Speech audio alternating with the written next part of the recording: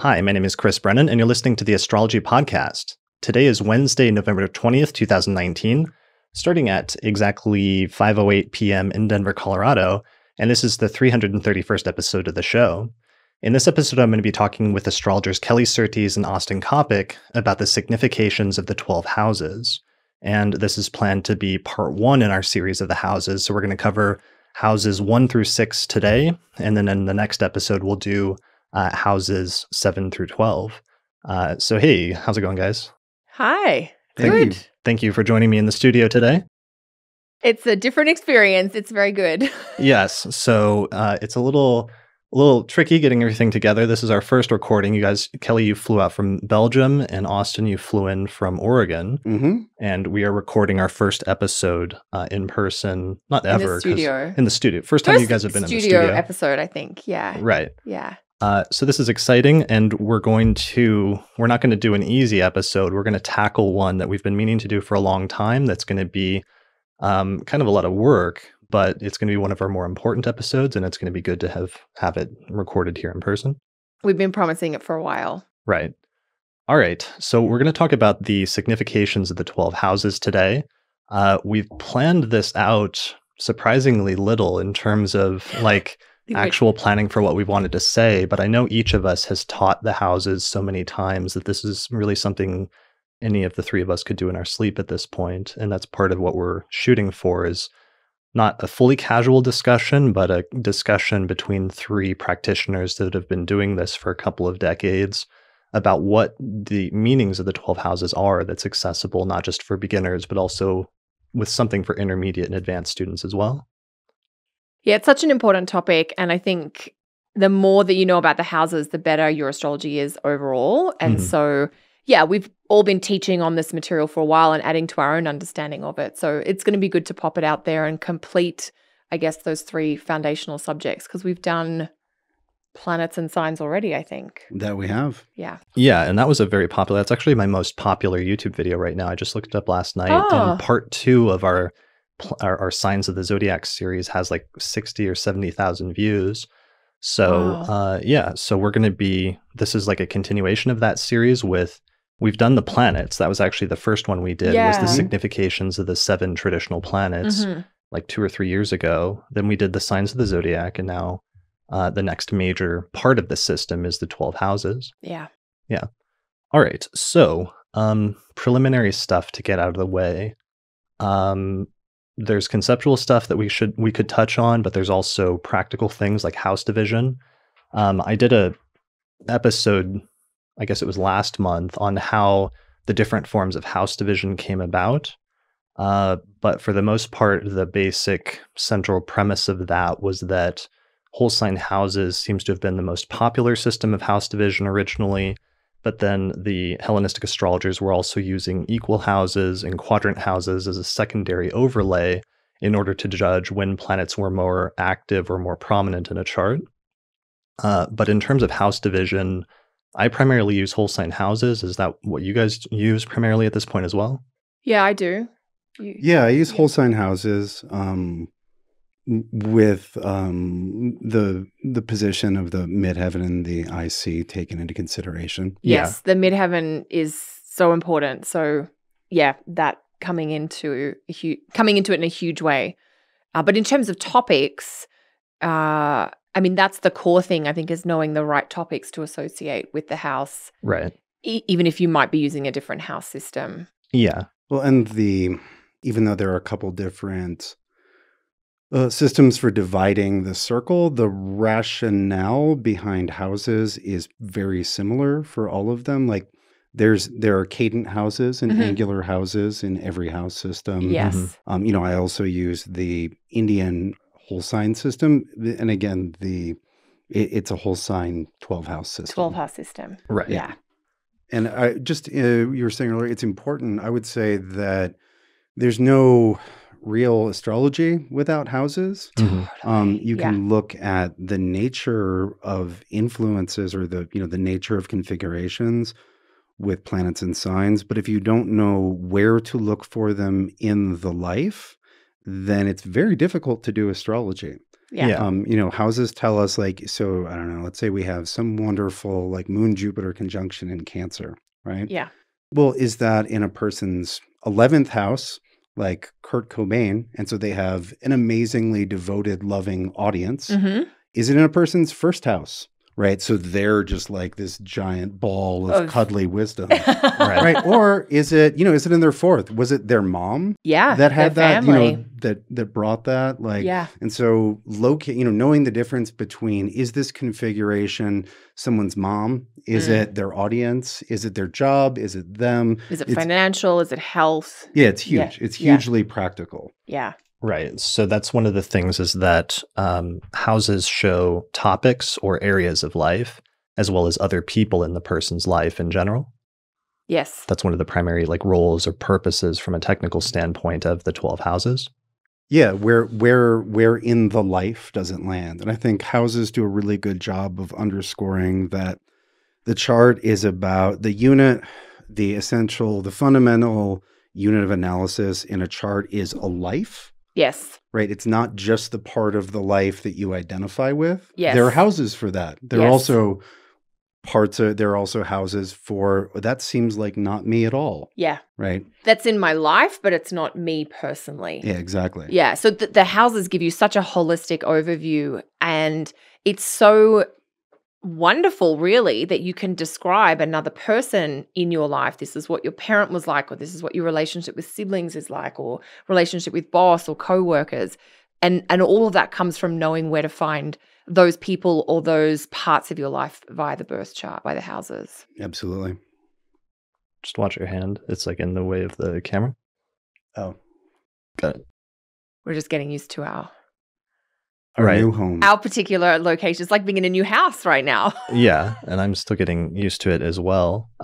Okay, so houses show topics or areas of a person's life as one of the things that they do. Yeah. They can also show other things that the houses do, is they can show whether a planet is functioning well or if a planet is functioning poorly, or in other words, another way of framing that might be if in some traditions they frame it as a planet is, let's say, auspiciously placed in the person's chart versus an inauspicious or a less auspicious placement in terms of the ability of the planet to function in the person's life and produce the significations that it wants to produce, versus being in some houses where it has a little bit more difficulty producing things in a way that is just obviously favorable or good for the native themselves. Yeah, absolutely. And that reminds me of what I think is one of the most important things to learn about houses when you're coming from the signs to the houses, is that the signs,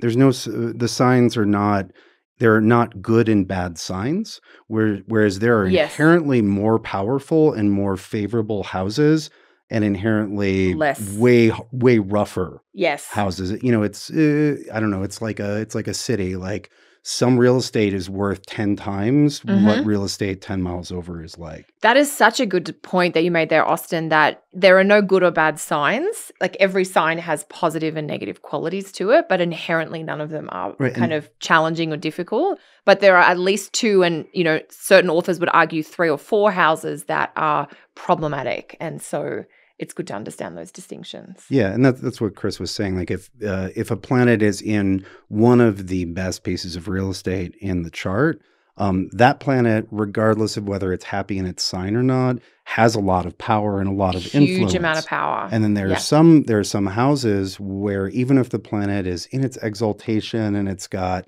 trines from friendly planets, it's very supported, it's still going to have kind of a rough go of it. Still stuck.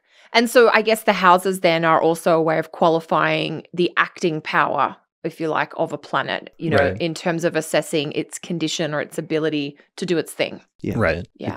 It's probably the most single important factor in assessing accidental dignity. Yeah.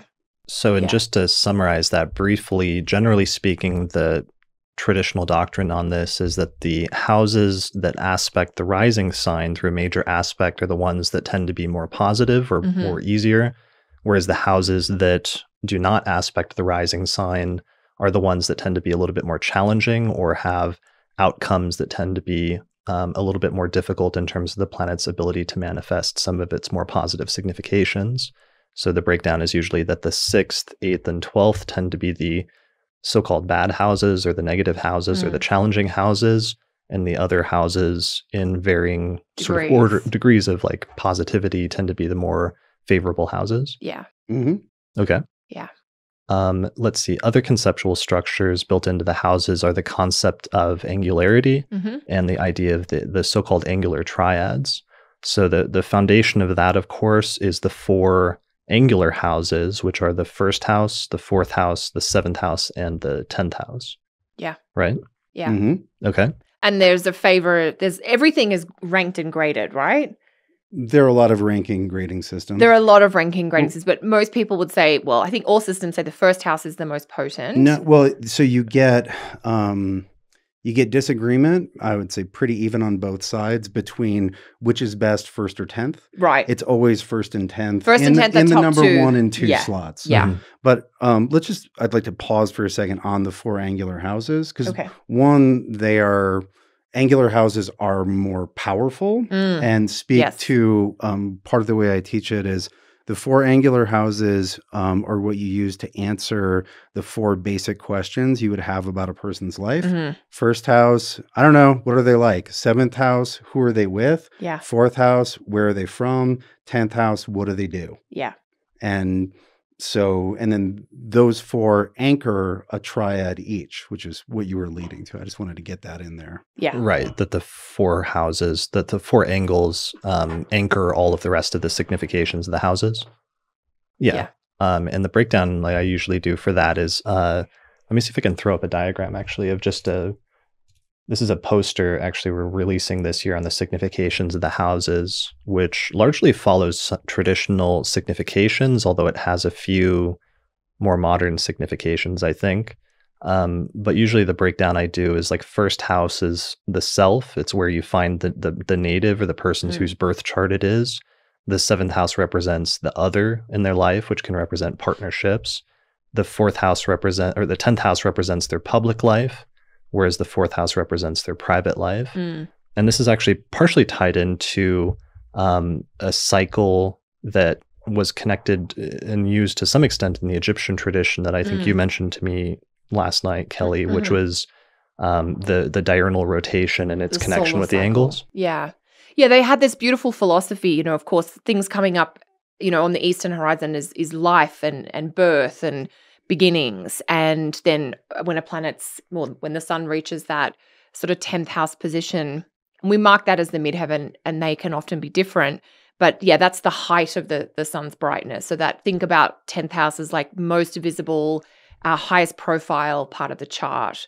And then the west, of course, is the setting, which they did associate actually with things like death and dying.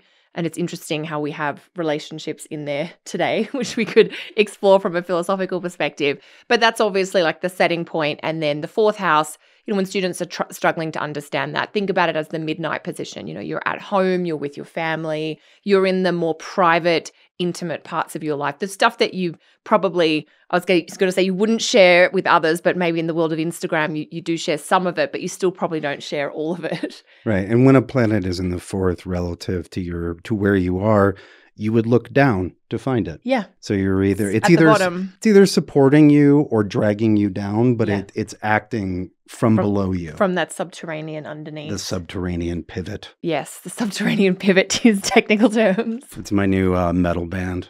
Love it. So that's a really good point. So just in order to frame the astronomy of the houses and the 4 angles, the 1st house and the ascendant is roughly located and associated with the eastern horizon, which is where the sun rises in the morning each day. Yeah. And then the 10th house is associated with roughly that which is immediately overhead in the middle of the sky when the sun is roughly at noon, let's just say approximately, or in the middle of the day. Yeah, the height of the day. Right. Yeah. And then the 7th house and the descendant is associated with where the sun sets in the west each day.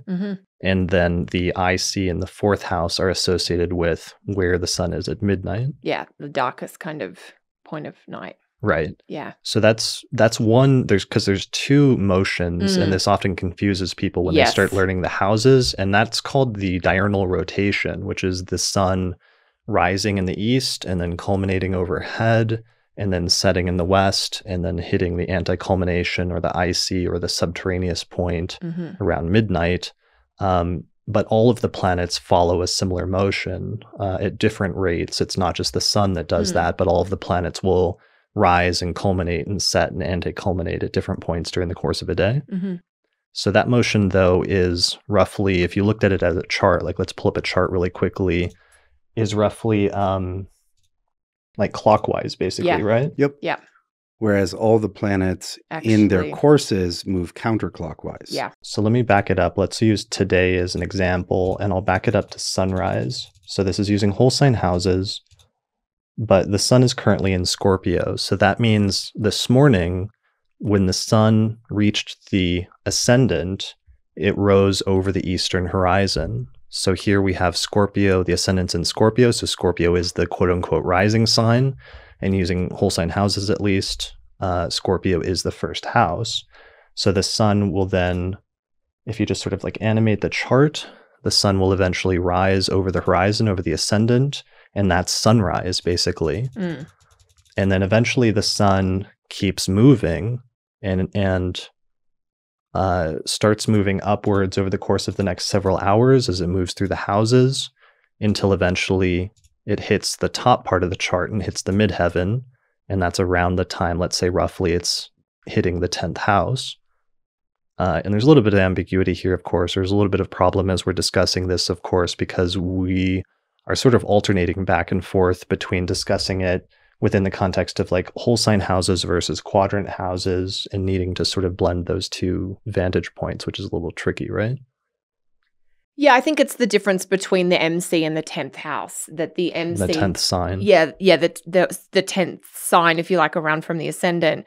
The midheaven itself will mark the degree of that sun's culmination, but it may not sit in the 10th sign or the 10th whole sign house. Right. Even though both the 10th house and the midheaven will have a couple of crossover significations, even if they're not in the same sign. Right. Yeah, and that's something people get very confused with when they first come to whole sign houses. Yeah, and that's going to be tricky, and we're going to try to balance both as we're doing this, but just keep in mind that difference. And that they are two things. And definitely check out that previous episode on the origins of the different forms of house division, where I have a more detailed breakdown between the different approaches. Yeah. All right, so back to that. So middle of the day, the sun hits the 10th house, 10th whole sign house, let's say, or hits the midheaven, and that's when it's roughly in the 10th sign or 10th house. Then it keeps going, and eventually the sun hits the descendant in the 7th whole sign house later around sunset. And as soon as the sun hits the descendant, the sun moves underneath the horizon and sinks underneath the horizon. And actually, in ancient Hellenistic astrology, they called the 7th house the setting place or the sinking place, because that's literally where the sun sets or sinks underneath the horizon each day, as opposed to the rising sign, which is where the sun rises over the horizon each day. Yeah, and the ancient Egyptians had the whole philosophy about the planets sinking over the horizon, going into the underworld and kind of being in the underworld space. And then when they see them rise, so the sun coming off over the ascendant every morning had that magical, like, sort of quality of rebirth, or the light. It's maybe stronger than we might think today because light is viewed differently. Sure. Well, and to be clear, even though the sun is by far the most visible thing that rises and sets, you can watch every visible planet rise in the east and set in the west. Yeah, as long as especially if it's like nighttime. Like, for example, in this chart, we can see about an hour or so after sunset, where the sun is in the 6th house in Scorpio, we see the descendant is at 19 degrees of Sagittarius, and Venus and Jupiter are right there at 23 and 27 Sagittarius. And they're just getting ready to set and move underneath the descendant, which means if you went outside and looked west, you would see these two bright white twinkling stars set under the horizon over the course of like a half hour or something like that. Yeah. Mm-hmm. Yeah, they're there and then they're not. Yeah. Okay, so the sun sets at the 7th house and the descendant, and then eventually it moves into the 6th house and then the 5th house. And then eventually once it hits the 4th house in the IC, we have the sort of halfway through the night or the midnight part of the day as it's going through the 4th house. And then eventually the sun moves to the 3rd, then the 2nd, and then it hits the 1st house and it rises again the next morning. And that's one complete sort of diurnal rotation of the sun But you can see that as we're animating this chart, it's not just the sun that is moving and rising and culminating and setting and anti-culminating, but also the other planets do the same thing. And that's the fundamental basis of the houses.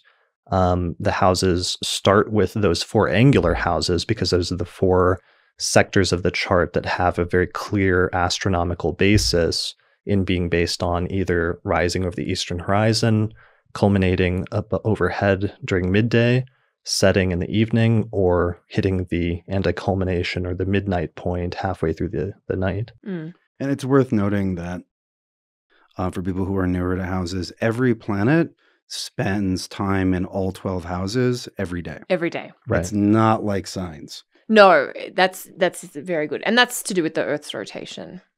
Right. Yeah.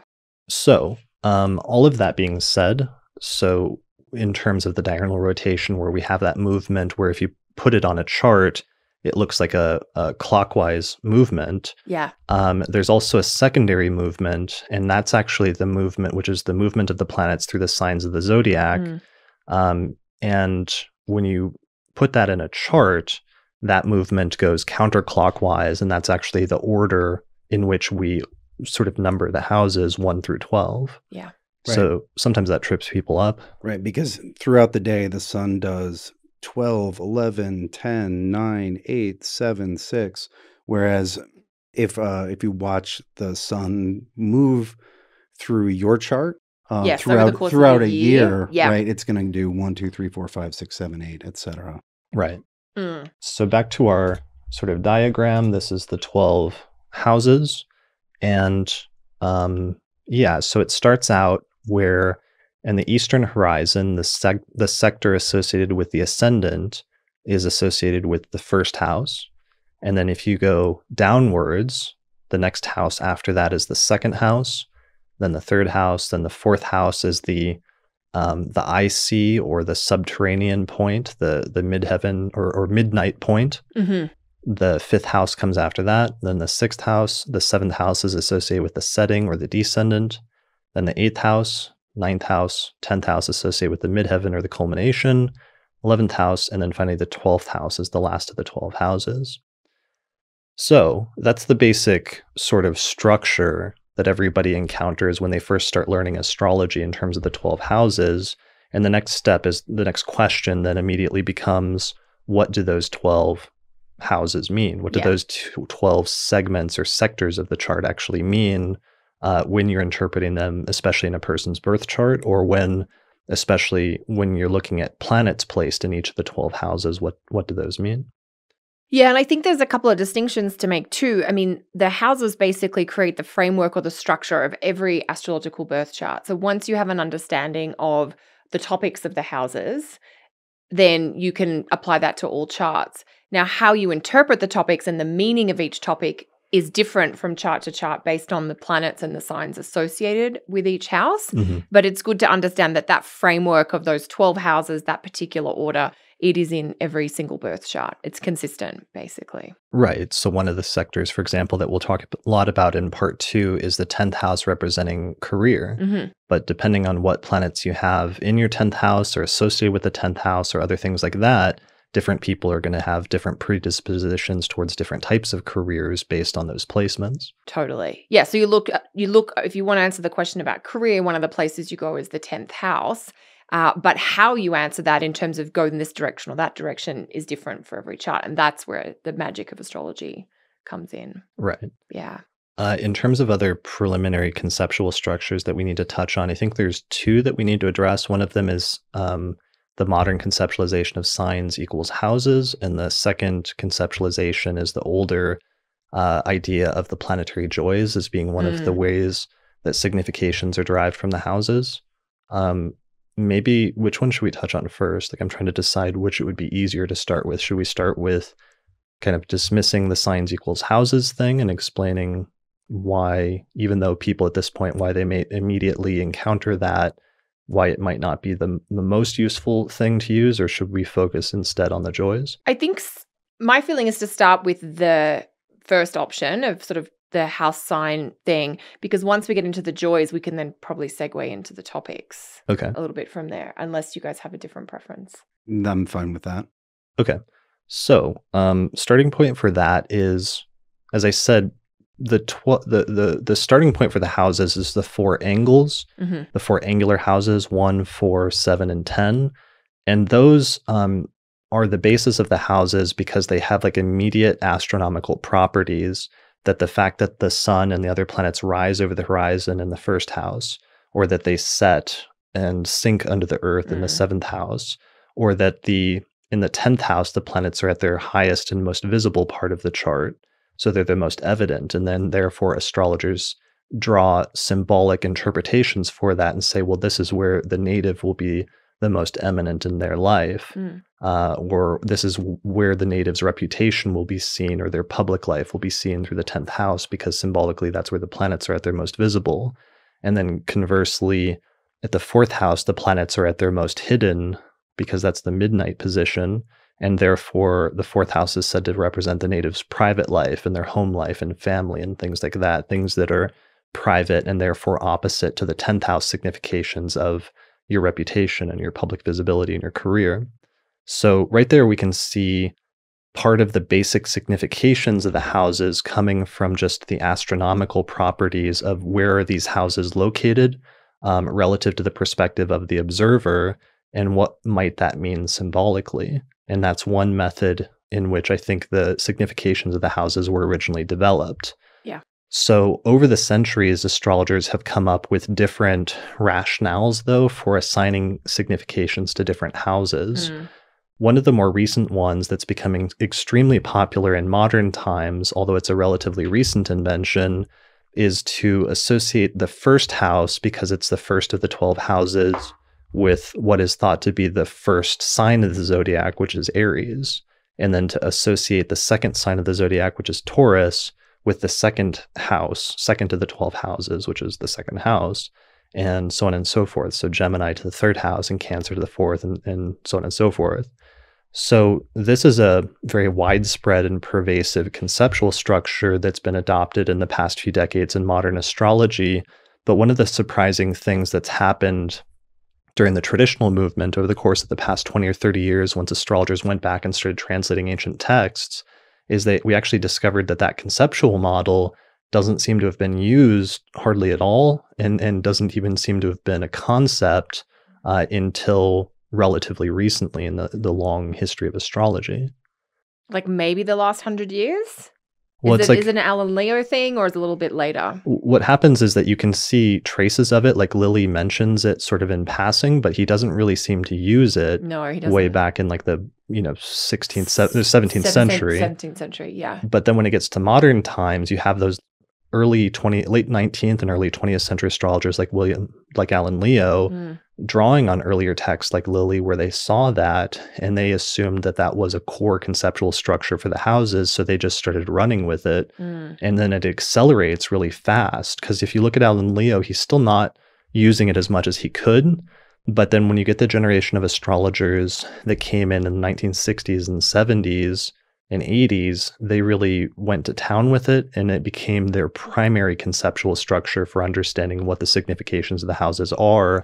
And it sort of started to supersede almost all other approaches to understanding the houses. So it's relatively recent in the past few decades, basically. Doesn't work very well. Yeah, I was going to say my astrology got so much better when I stopped doing it that way. Yeah, I remember when I stopped doing it, the houses actually started working. They did. I was like, oh my God, you mean the 4th house can actually tell me about someone's family and origins? Yes, not just Cancer stuff. Yeah. It's an oversimplification. It is. I would go so far as to say it's a gross oversimplification. Yeah, it's an oversimplification to the point that you're going to make huge errors. Yes. If you're using that as, and by errors, I mean inaccurate delineations. Yes. Where you sit down with a person, you say, okay, I'm going to delineate your family based on this idea, versus taking the 4th house as the 4th house. Rather than a mirror image of a sign. Yeah. Like you will make, how should we say, catalogable mistakes if that is your approach. Or at least that was what I saw. Yeah. And then switching out of that. And understanding angularity, understanding, a succedent house, cadent houses, understanding the houses on their own terms Right. gives you the results that you're supposed to get from houses. I kind of didn't fully believe that houses work before I learned to get away from that 12-letter alphabet thing, because they didn't do what I was told that they would should do. And, and that also connects back to, if you're thinking of them as signs, then everyone is equally viable. The 12 signs are 12 different patternings. Yes. Right? One is not better than another. One is more Saturnian. One is more solar. One is more planning. One is more fast. I mean, whereas the houses are unequal. Yeah. Yeah. So, I mean, but we all did start there. We did. So we all started with modern astrology, and that was so ingrained that if you read most intro books, it's just taken for granted. And so we started there, but then once we started learning about older forms of astrology, we saw that not only was that conceptual model not there, but that the houses had their own independent meanings that were based on other conceptual structures that actually seemed to be more important and more foundational for understanding the houses on their own terms. Yeah, Okay. absolutely. And it's worth noting that there's also a market motive for the 12 signs equal 12 planets. Yes. Because you can present, so with signs and houses, if there are two sets of 12, you have 144 overlaps. Yes. Whereas if they're the same thing, then you only have to describe 12 things. 12. Right. So from a publishing and a printing perspective, it's 1/12 the complexity. Yeah. Right. And so you can it's easier to sell to a mass market. You can present as if you're covering a lot more ground. Yeah. Well, and also it's just easier, because I think one of the issues, especially that newer students run into, but even more experienced astrologers, is that sometimes they'll know a few significations of the houses, but then they'll struggle to come up with what are the other meanings, and they'll reach to the signs and they'll say, well, the 12th house indicates this, this, and this, but then they'll sort of start grasping for other meanings, and they'll reach to, well, Pisces is the 12th sign, so the 12th house must also mean this. That's a good point. When you do signs equal houses, it not only gives you a below mediocre understanding of houses, it also corrupts the signs. It does corrupt the signs. Because Sagittarius is not always about long distance travel. Correct. Right. If you have Sagittarius in the second, it has nothing to do with travel and everything to do with your financial strategy. Right. Yeah. Which may have its own problems or gifts depending on. So and as a sun in Pisces, having the sun in having Pisces always described in 12th house terms,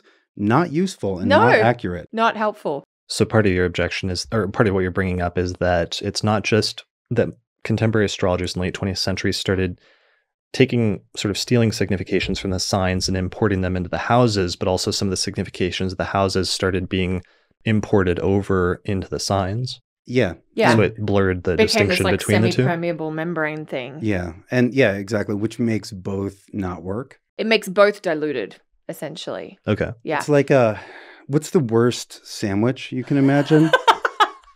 I mean, peanut butter and jelly mixed with I think that's gross. Yeah. No, that's wonderful. Well, that's there's a complementarity there between the sweet and the salty. Austin's deeply offended right now. He's deeply offended. One of my brother's favorite, terrible combinations was salted peanuts and chewing gum. Oh, disgusting. Yeah, right? that is horrible. So that's kind of chewing. I like chewing gum and I like salted nuts. But when you put them together, that's basically what signs equal houses is like nut-studded chewing gum. Where are you going with this analogy? Are you talking about the brother who's going to be editing this episode? Yeah. Okay. Who we love and adore. Thank you very much for all your hard work. I appreciate him very much. Oh, he didn't eat that. He just went through a phase where he was trying to come up with the worst combinations of things. Okay. It wasn't something he actually liked. No. Okay. It was a creative project for him. Okay, I love it. Well, feel free, Stephen, to put a mustache on Austin at this point if you want to, just in the video. Oh, I don't think he'll be offended. It was one of his classics. There were some other ones that were really good too, but I don't remember. There was Vidalia Dijon Tic Tacs was another another thing that would never exist. Oh my goodness. I think we're getting slightly off track here. I was going to make a point here on the houses, if that's okay. Yeah. Which is that when you attempt to learn the topics of the 12 houses in a way that is not borrowing from the zodiac signs, it is harder. I will say it right there. Right. And when I teach students, you have to learn, almost every beginner student, even if they have studied modern that has come into my program, they're stuck. They need to learn what is the 8th house really about if I'm not just going to use all the Scorpio words. Well, what is the 12th house really about? And I know we're going to talk about these in our part 2 just episode. one thing I've learned from teaching Yeah. is the people who come in with nuts and gum already like coated in. It's very difficult to pull all the crunched peanuts out of the gum. It's very hard to get gum off anything. For people who come in who don't have that, they pick up houses super fast. That's true. It's really not very hard. That's true. Because you have to unlearn what you initially learned in order to rebuild your understanding of the houses. Yeah. Yeah. And that's unfortunately a process we all had to go through. Totally. Yep. Absolutely. And you had to backtrack and then your brain's working twice as hard. But in the end, it's worth it because you understand. I was always skeptical about houses because when I did it that way, it just didn't work like it was supposed to. I was like, not so sure about this. Not into these. And then my skepticism was validated. When I was like, oh, that's not the way you're supposed to do it at all. Right. Now it works.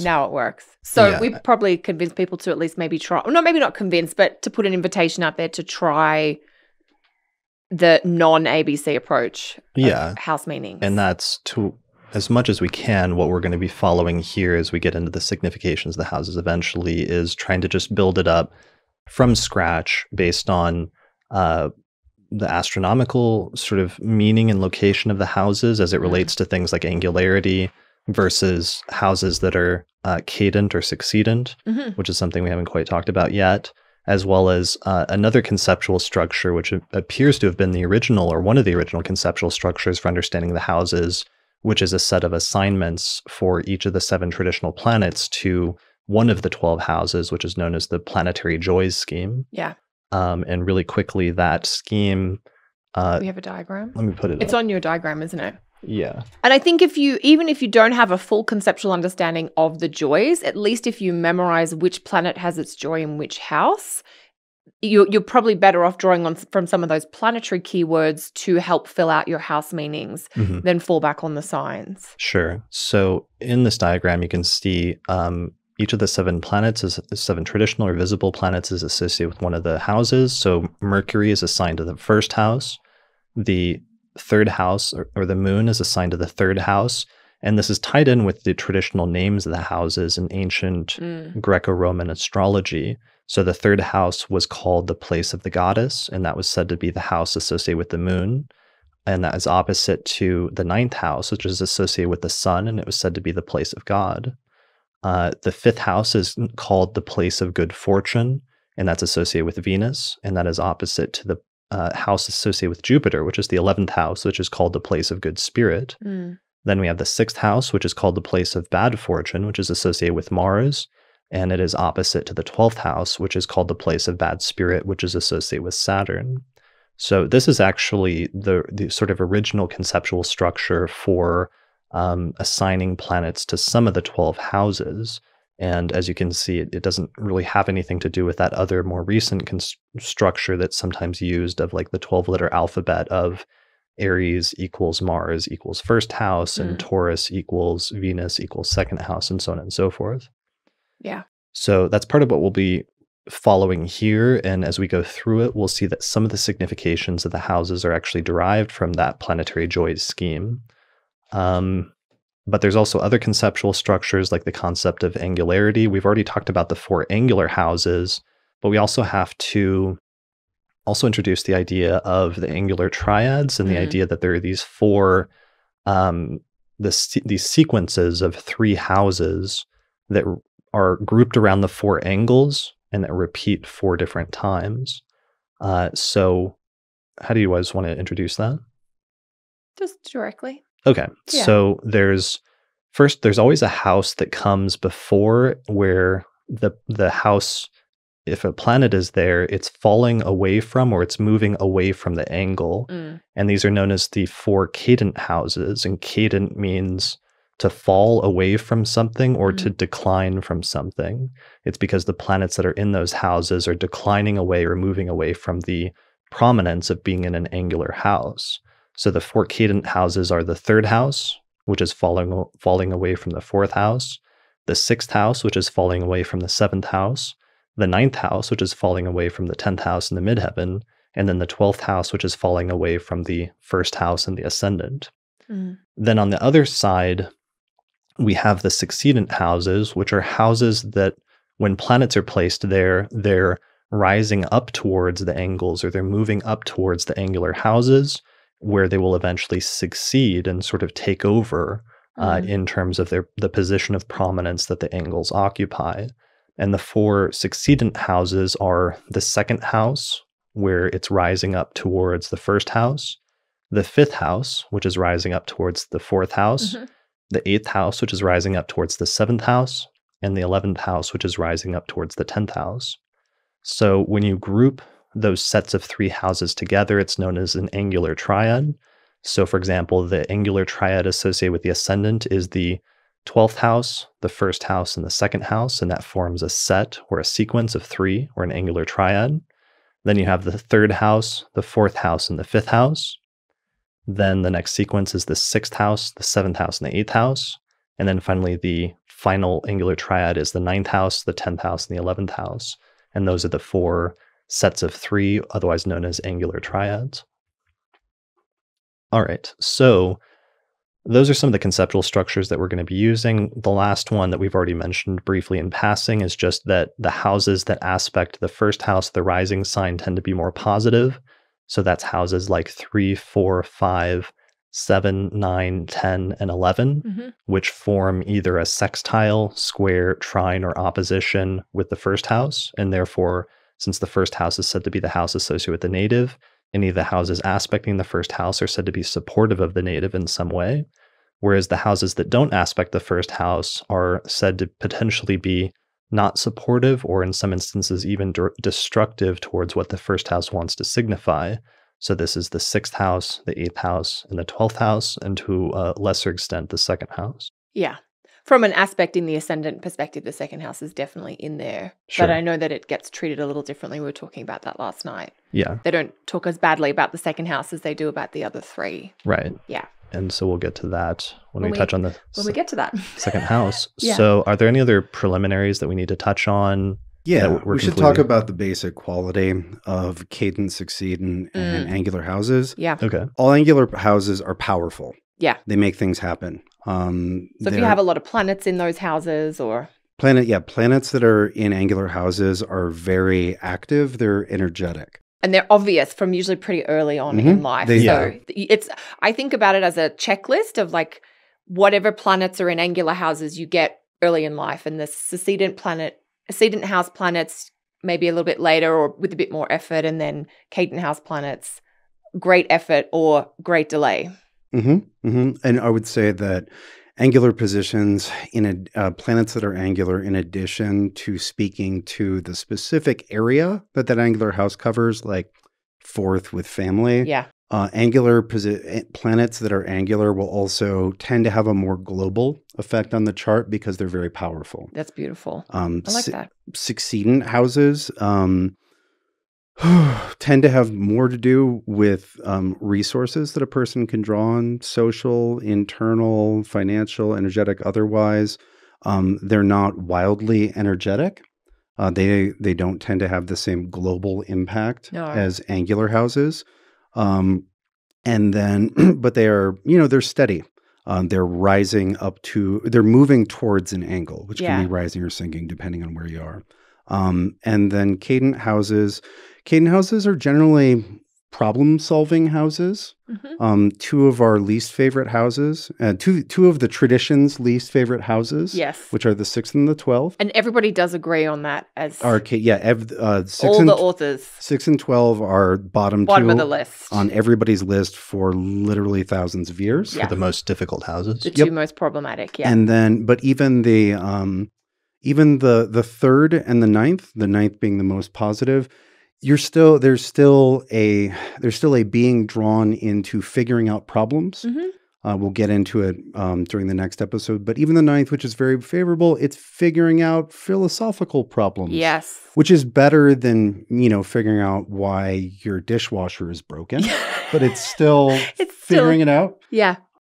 And so planets that are in cadent houses tend to have a lot of their time taken up by just solving problems. And the result of this is that they have less energy to bring to bear on other parts of the chart. On whatever their actual significations or intentions Right, like might doing be. doing their general thing. And that's in strong contradiction to the angular planets, which have a ton of energy to accomplish whatever it is. Yeah, that's a great description. Thanks. The energy level difference is really important, I think, for people to understand with that angular, succedent, cadent. Yeah, and so, again, the way that mixes with signs is you might have a planet that isn't in a sign that's special for it, but it's in the first house. And so it's going to be very emphasized, or you could have, your special exalted thing, but it's off, it's off there in the sixth. And you're like, why aren't I amazing at all of these things? Yeah.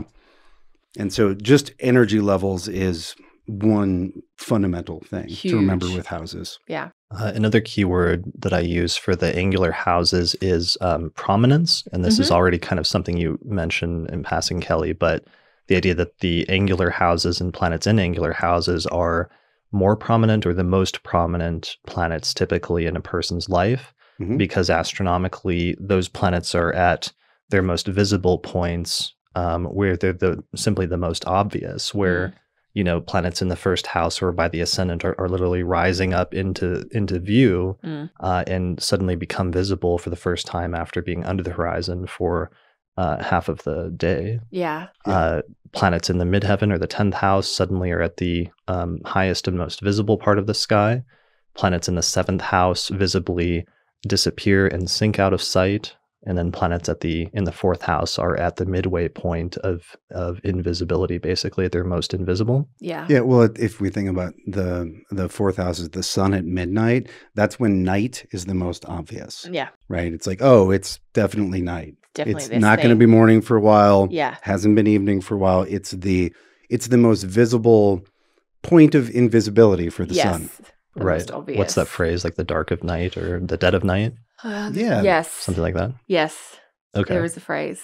So, prominence, and then taking that on, just following the same analogy that you were doing, Austin, like, so if planets in the 4th are at their most, the angles are at their most prominent, succedent planets are rising up towards prominence, and they're not quite there yet, but they're on their way up, headed towards the angles, and they will become prominent within the course of an hour or two when they move into the angular positions, whereas cadent planets, or planets in what used to be called declining houses, are literally falling away from the angles and they're declining from prominence.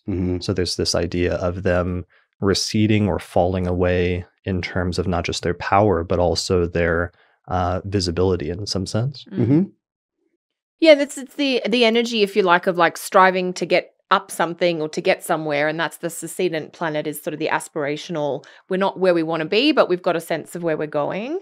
The angular points or the angular places, we're there, we're doing our thing, we're right in the thick of it. And then the cadent is a little bit of that depletion almost that comes after having done the thing. Well, and when you follow the houses in the order that the planets move through them, which means in the order that all of your transits will work, 1, 2, 3, 4, 5. You always do cardinal, succedent, cadent, cardinal, succedent, cadent. Yeah. And that pattern repeats. Yeah. Yes. Right. In terms of like even transits, for example. Yeah. Yeah. Exactly. Angular first, succedent. Right. The cadent. moon. Yeah. Yeah. You can see that as with all other transits, and you can most watch that easily with the moon. Just when you said the moon, I'm like, people can watch this if you want to understand the different energy levels in your own chart. Watch the moon moving around your chart. It's going to move through your houses every couple of days. Change houses. Right. Yeah. And so that was all, and that's also that secondary motion that I was talking about in terms of the movements of the planets by transit when they move in that anti-clockwise motion. Yeah. Versus the diurnal motion, the daily motion, which is clockwise in a 24-hour period. Yeah. And that confuses people in the beginning for sure. Yeah, and they'll get used to it. I mean, one of the easiest, we'll figure it out. The easiest things you can do is just get like Solar Fire or some astrology program like that, and just animate the chart. You can see it moving and move it sort of in a 24-hour period. Just jump hour by hour, and then you'll see the planets moving around the chart like we were doing earlier. But then also sort of freeze the chart and change the increment, and then move it at a daily rate. And you'll see the planets moving through the signs of the zodiac in that motion, in the clockwise or counterclockwise motion. Anyway, all right. So any other conceptual stuff that we should touch on before we move on and actually start getting into the significations of the 12 houses? I think we should move on. And stuff will come up, but I think that's a good overview for people to get started with that. Okay. Yeah. Excellent. All right. So let's start talking about the actual significations of the houses now that we've gotten most of the conceptual structure out of the way, basically, right? I think we've done a fair and pretty consistent, extensive job of that. I think that's plenty for people to chew on. Yeah. And if they want more, they've got all the right terms and phrases to now go looking for more info. Yeah. And if they want more, like each of us teaches courses or has books where we go into all of this in much more depth. But what we're trying to do here is a broad overview of the significations of the houses at this point. Yeah. Mm-hmm. Okay. So let me throw up my diagram. And this is actually from the poster that I did this year for the significations of the houses. That's part of the planetary alignments poster. And this just shows the significations of the first 6 houses, which was what we're going to cover now, starting with the first house. Mm-hmm. And let's just see how far through them we can get. So starting point is the first house.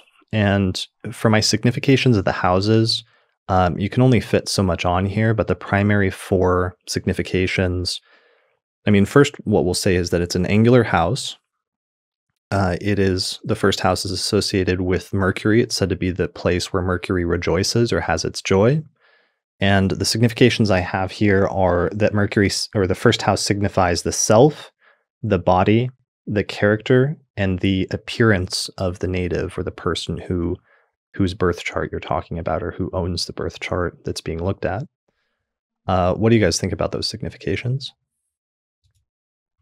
I mean, those are my significations. Then I think I ripped off some from you, so Kelly. So yes, I think you should enjoy them. I agree with lots of yours. Okay, absolutely, because we both have these diagrams floating around. Right. Yeah, I mean, it is the first house is the most you part of the chart, so it essentially describes partly your physical appearance. It speaks to your physical vitality, so the underlying kind of health or vibrancy within your constitution, if you like. It's not necessarily going to tell us, well, there's some nuances between the first and the 6th house, but primarily the level of energy or vitality, I think, is the first house, the life spirit inside your body. Yeah, well, I would say that it is both the animating spirit as well as the machinery that it animates. That's beautiful. You know, we've talked about this before, that especially in a whole sign system, the first house is where heaven meets earth, right? It's where, it's where the ghost and the machine interface. And so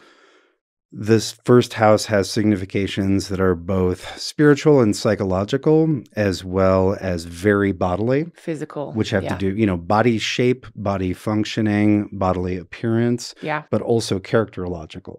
And so any planet which is in the first house will be enacted and embodied. That's a beautiful way of describing it. Yeah. Thank you. Yeah. And so, it's sort of what a lot of people are looking at when they're looking at astrology. Oh, what is this person like? Or what am I like? Start with the planet. If there's a planet in the first house, the person will literally enact that constantly. Yeah. And that's a great rectification tool as well. Like if you have somebody that has their ascendant really late in a sign or really early in a sign, and you're not sure if it's one sign or another, if there's a planet that's in the first house in one of them that's not in the first house in the other, if that person, if like, let's say Mars is the planet, then that person is going to come off as very Marsy, either in their physical appearance and something connected with Mars about how they appear or their physicality, or alternatively in terms of their character or character traits or how they put themselves forward, will tend to be more martial if they have like Mars in the first house, let's say. Yeah. And if you're choosing between, let's say, person has Mars and Sag and Saturn and Capricorn, and you've got a rising that could be either, like, are they a bold and sometimes obnoxious truth teller who likes exercise, Mars and Sag in the first? Right. Or are they like thin and grim? Yeah. With Saturn and Cap in the first. More reserved. Yeah. Yeah. It's are they reticent and erect. Cautious. As a Saturn ruled ascendant person, how dare you, Austin? I thought that was wasn't that on your business cards? Thin and grim? Thin and erect. I don't think that was on my business card, but I mean. Oh my gosh, this is great.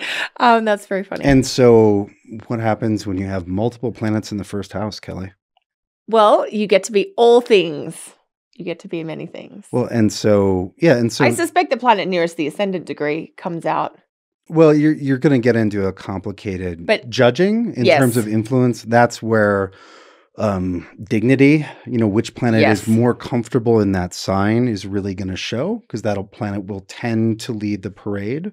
But yeah, if you've got one planet in the first house, that's such a wonderful starting point for understanding that person. Right. Yeah. Definitely. Yes. So understanding the person both in terms of their mind and their character, but as well as their body. Yeah. And I think that's the reason why Mercury has its joy in the first house. It's because Mercury in astrology, especially traditional astrology, always plays this role of having this dual role, or bringing together and being the bridge between two different worlds.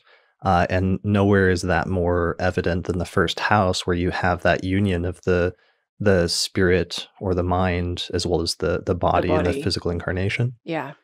Yeah. It's also in that it's the most immediate house. It's your direct interface with the rest of the world.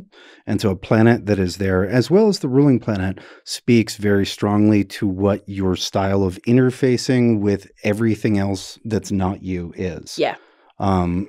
And so there's also one of the dualities there is self-world. Yeah. Right. There's mind-body, self-world. You can, above the horizon, below the horizon, night, day, et cetera, the inside, outside. And then with Mercury rejoicing in the first, there's also how is it easiest to talk to people? Yeah. It's easiest to talk to people face to face. Yeah. Right. And that's first house is it's immediate and present. Now, and so if you're doing the astrology of physical health or of mental health, planets which are in the first house or ruling the first house should be of absolutely primary concern. Right. The planet ruling the first house is critical for. And we need to stop and define that if we're going to go into house rulership. So right now, in the initial starting point that everybody learns at the beginning, and is pretty straightforward because you can see it visually if you just look at the houses, is that there are planets in different houses, and some planets, some houses have planets in them in your birth chart, and other planets don't have any houses in them or appear to be empty. Yeah. And that's often a question that a lot of beginner students I see come up hundreds of times, is just, what does it mean if I have a house that's empty and doesn't have any planets in it? Yeah, it looks disconcerting because the eye naturally goes, if you do have multiple planets in a sign or in a house, your eye is naturally drawn to that. But every house has a planetary ruler that is responsible for the topics of that house. So whether that planet, it can be anywhere in the chart, but if it is I typically just use the planetary ruler of the sign on the house, and I know there are other ways of going about that. That's definitely the place to start. Yeah. Right. Yeah. So you've got a sign that overlaps with that house. If you've got Sagittarius rising, then Jupiter is the ruler of the first. Yeah. And this is why, to go back to our point earlier in the preliminary, this is why you want to look at what is the unique sign house combination in the chart you're looking at. Right. In terms of is Leo on the cusp, because with whole sign houses, it's easy because the house fully aligns with the sign. Yeah. But with other forms of house division, when you're looking at house rulerships, it's usually said to be whatever sign is at the beginning of the house, or the starting point. With the cusp line. Right, the cusp of the house. The planet that rules that sign is said to be the ruler of the house. And therefore it is said to, when a planet's sign aligns with the cusp or the starting point of the house, the planet that rules that sign is said to have some role to play, or is said to be in charge of that house. So it's not just planets placed in houses that are important relative to that house, but it's also the planet that rules or is in charge of that house that has something significant to say about how the topics associated with that house will play out in the native's life and chart. Yeah. And if you're beginning, if there's a planet in there, read that And then if there's not a planet in there, read the ruler. Read the ruler. Until you have some practice, you're going to get super confused by trying to read the ruler and in relationship to planets that are already there, et cetera, et cetera. If there's a planet there, think about that first. Yeah. And then if there's not, look at the ruler. And then if you have both, then usually it's a matter of priority and precedence, where planets in the house have greater precedence initially, but the ruler has greater precedence or importance oftentimes in the long term or later on. Overall. Sure. Yeah. All right. Yeah. But the first house, it's very much, it's you. It's going to tell us the most obvious and striking things about your personality, your body, your physicality. Yeah. And in terms of the ruler of the first house, though, because that's really important, the ruler of the first house is the planet that rules the rising sign. So let's give an example. Let's say if a person has their ascendant in Gemini, or another way to phrase that is just the person has Gemini rising, then Mercury is the ruler of Gemini. So therefore, if the ascendant is also in Gemini, then Mercury becomes the ruler of the first house. So then you would want to see where Mercury is located in the chart, and that will tell you something about how some of the first house topics manifest themselves in the life of the native. So you would want to look at what sign of the zodiac Mercury is located in, and that will color some things about the first house. You want to see what house Mercury is located in, because Mercury, the ruler of the first house, might be in, let's say, the 7th house or the 10th house. Yeah. And then you want to see what aspects Mercury has to it in terms of part of its overall planetary condition to see if it's working well in the chart or if it has some challenges for some reason. Yeah. I mean, and there's so many layers into that, and that's where we get into all the beautiful chart interpretation. But yeah, I think it is good to know the planetary ruler piece, but yeah, especially if it's empty, because everybody worries about that. You have a self, even if you don't have a planet. Even in the if first you don't house. have a planet, you will have a body. You definitely have a body. You do have a character. Yes. Well, not everyone has character. They have a character. Right. It might not be a pleasant character. I mean, thin and grim, but no, I don't think that was the keyword, but that's what I'm going with. Okay. So going back to the first house, are we done with the ruler, or do we want to? I want to touch on one point about the first house and its ruler, which is just that the first house is so important that paying attention to the ruler of the first house is actually one of the most crucial starting points in chart interpretation in general. Yes. So we'll go back to like planets in the houses and stuff like that. But just to finish up this point about the rulers of the houses, you really want to pay attention to, in ancient astrology, the name for the first house, or one of the names of the first house, was the helm, as in the helm of a ship, which is like where the steering wheel is, where you steer a boat from or a ship from.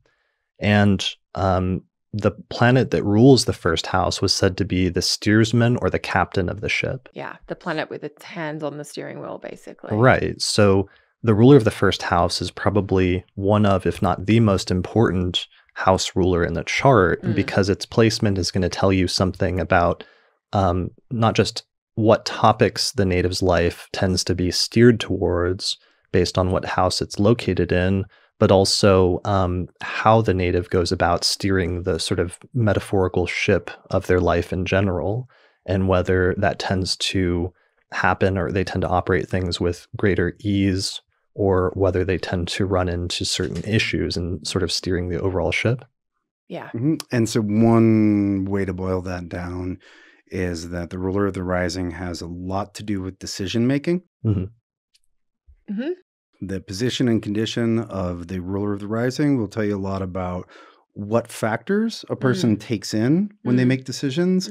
And also, do they err on the side of wildness or caution or stupidity or, whatever it is. But decision making, which is, if with the first house, we're looking at questions that are fundamental. Like, I don't know, what are they like? Do they have good judgment? Are they bit impulsive? Bit of a hothead? Are they healthy? Are they sick a lot? What is their body shaped like? Yeah. Are they always well presented? Right. Are they Venus puffy? Yeah. Are they round? Are they stocky? Are they tall square? and thin? Are they rectilinear? Right. It's a better word for square. All right. So yeah, and sometimes that can also manifest as like I've done some charts and done some work on people that have had like physical disabilities or things that are Yeah. causing like impediments or sort of like speed bumps in the functioning of the body in some way or another, whether it's Yes. something that the person is born with from the start of their life or whether it's something that comes up later in the life for some reason. Sometimes that can come up as a topic associated with either the first house or the ruler of the first house. Oh, yeah. Yeah, the condition of the body. Mhm. Yeah. I would say that is, if I had to pick one thing to look at when doing physical health, first ruler of the first. Ruler of the ascendant. Yeah. And there's another house, and we'll get to that one. We'll get to that one. Yeah. Sure. Going back, I want to go back to one of the astronomical significations and the reason why all of the houses signify different. There's kind of a misconception in modern astrology where when astrology went psychological, they started treating the entire chart as representing different parts of the native psyche and saying that different parts of the chart are just extensions of the native psyche and it's all you. But one of the things that you notice really quickly when you go into traditional astrology is that the first house is really the house that is most closely associated with the native or the person born at that moment. And the other houses represent different people or different parts of the person's life. Yeah. So like the first house is you, the seventh house is your partner, the fourth house is your parents, the fifth house is your children, and so on and so forth. The 11th house is your friends. So part of the reason for that astronomically though, and why the first house, if you're going to pick one of the 12 houses that's so closely associated with the native, is because the birth chart is a diagram that shows the alignment of the planets, the alignment of the cosmos at the moment of your birth. And just as the rising sign depicts the sign of the zodiac that was rising over the eastern horizon and the stars and planets that were emerging from under the earth and were emerging into visibility at the exact moment that you were born, at the exact moment that you emerged, presumably from like your mother, just you emerged from your mother basically at that moment, and the rising sign represents the emergence of the cosmos or what was emerging at that moment. And that becomes the connection between basically the symbolic connection between the first house or the rising sign and what was happening in that moment, which is basically you emerging physically into life. Yeah.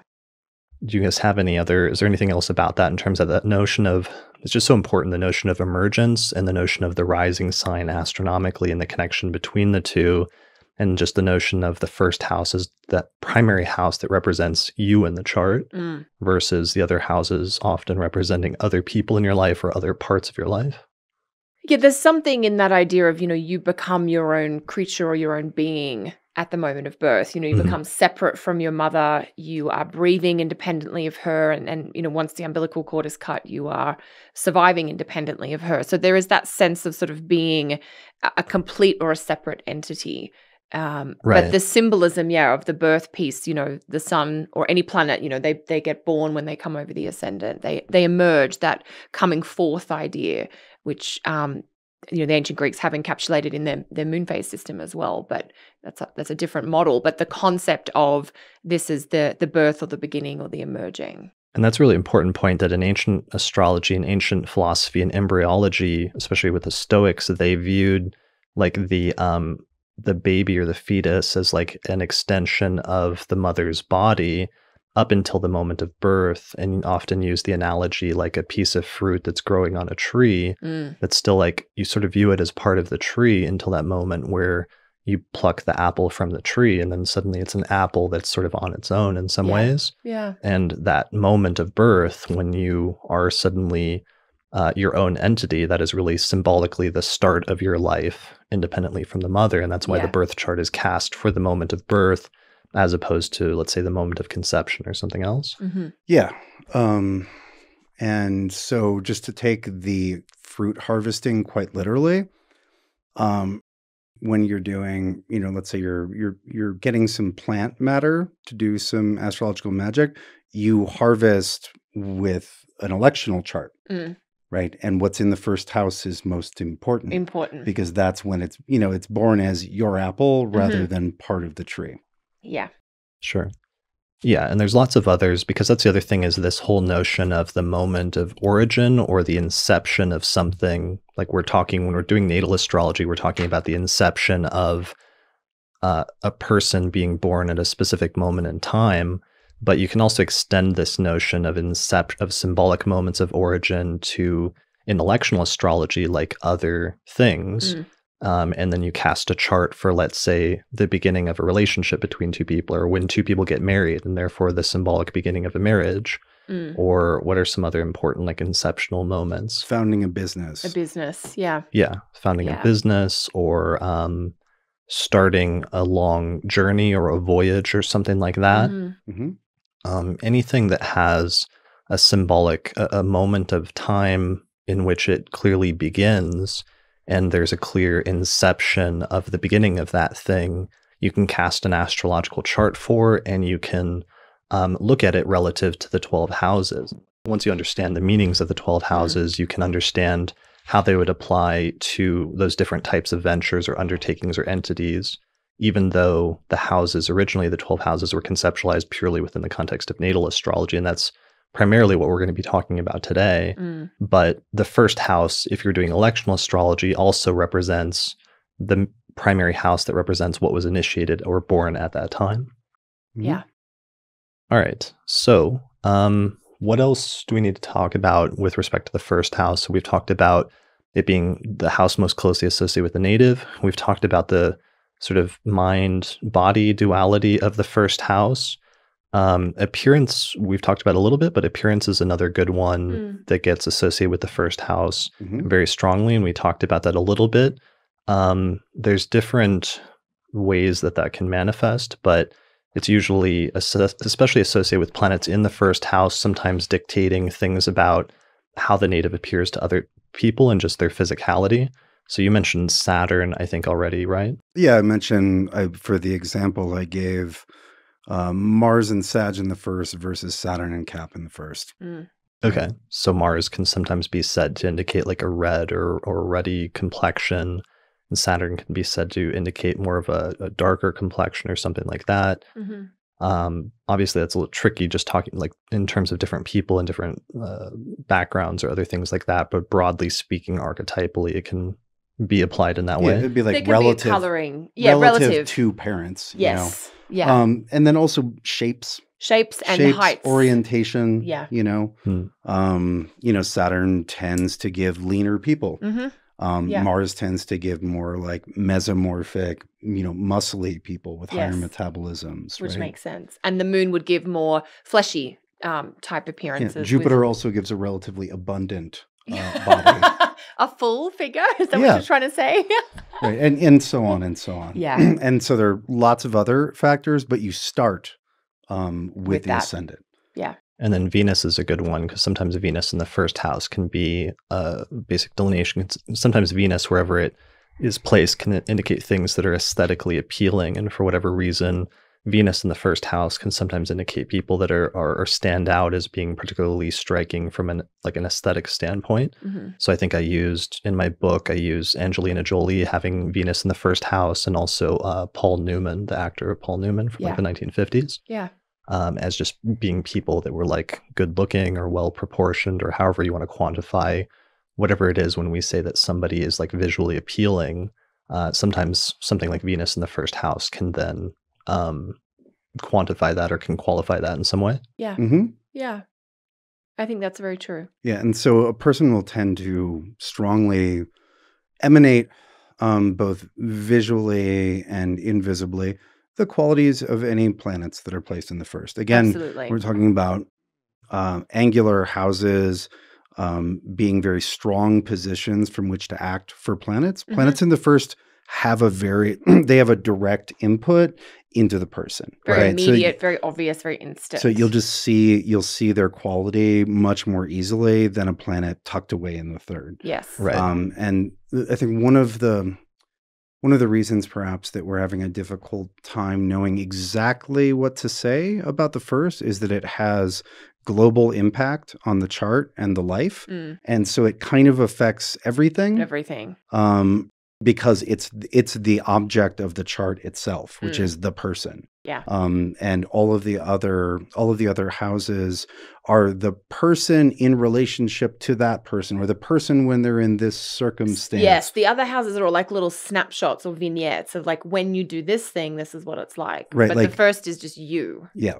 Yeah. And so, it's of global importance. And that's, Chris, like you were saying, it's the steersman, and that got simplified recently into like, it's the ruler of the chart. Right. And I don't think that's a useful way of putting it, but I understand the reasons for that. It is the ruler of the ascendant is always super important. Yes. It should always be considered, in virtually any question you're trying to answer when looking at a chart. Always look at the ruler of the rising. Yeah. And that one of the things that's funny about that is, in terms of different astrological traditions over the past 2,000 years, that's one of the commonalities for the past 2,000 years, is almost all of them say that the ruler of the ascendant and its placement in the chart are very important to pay attention to. Yeah.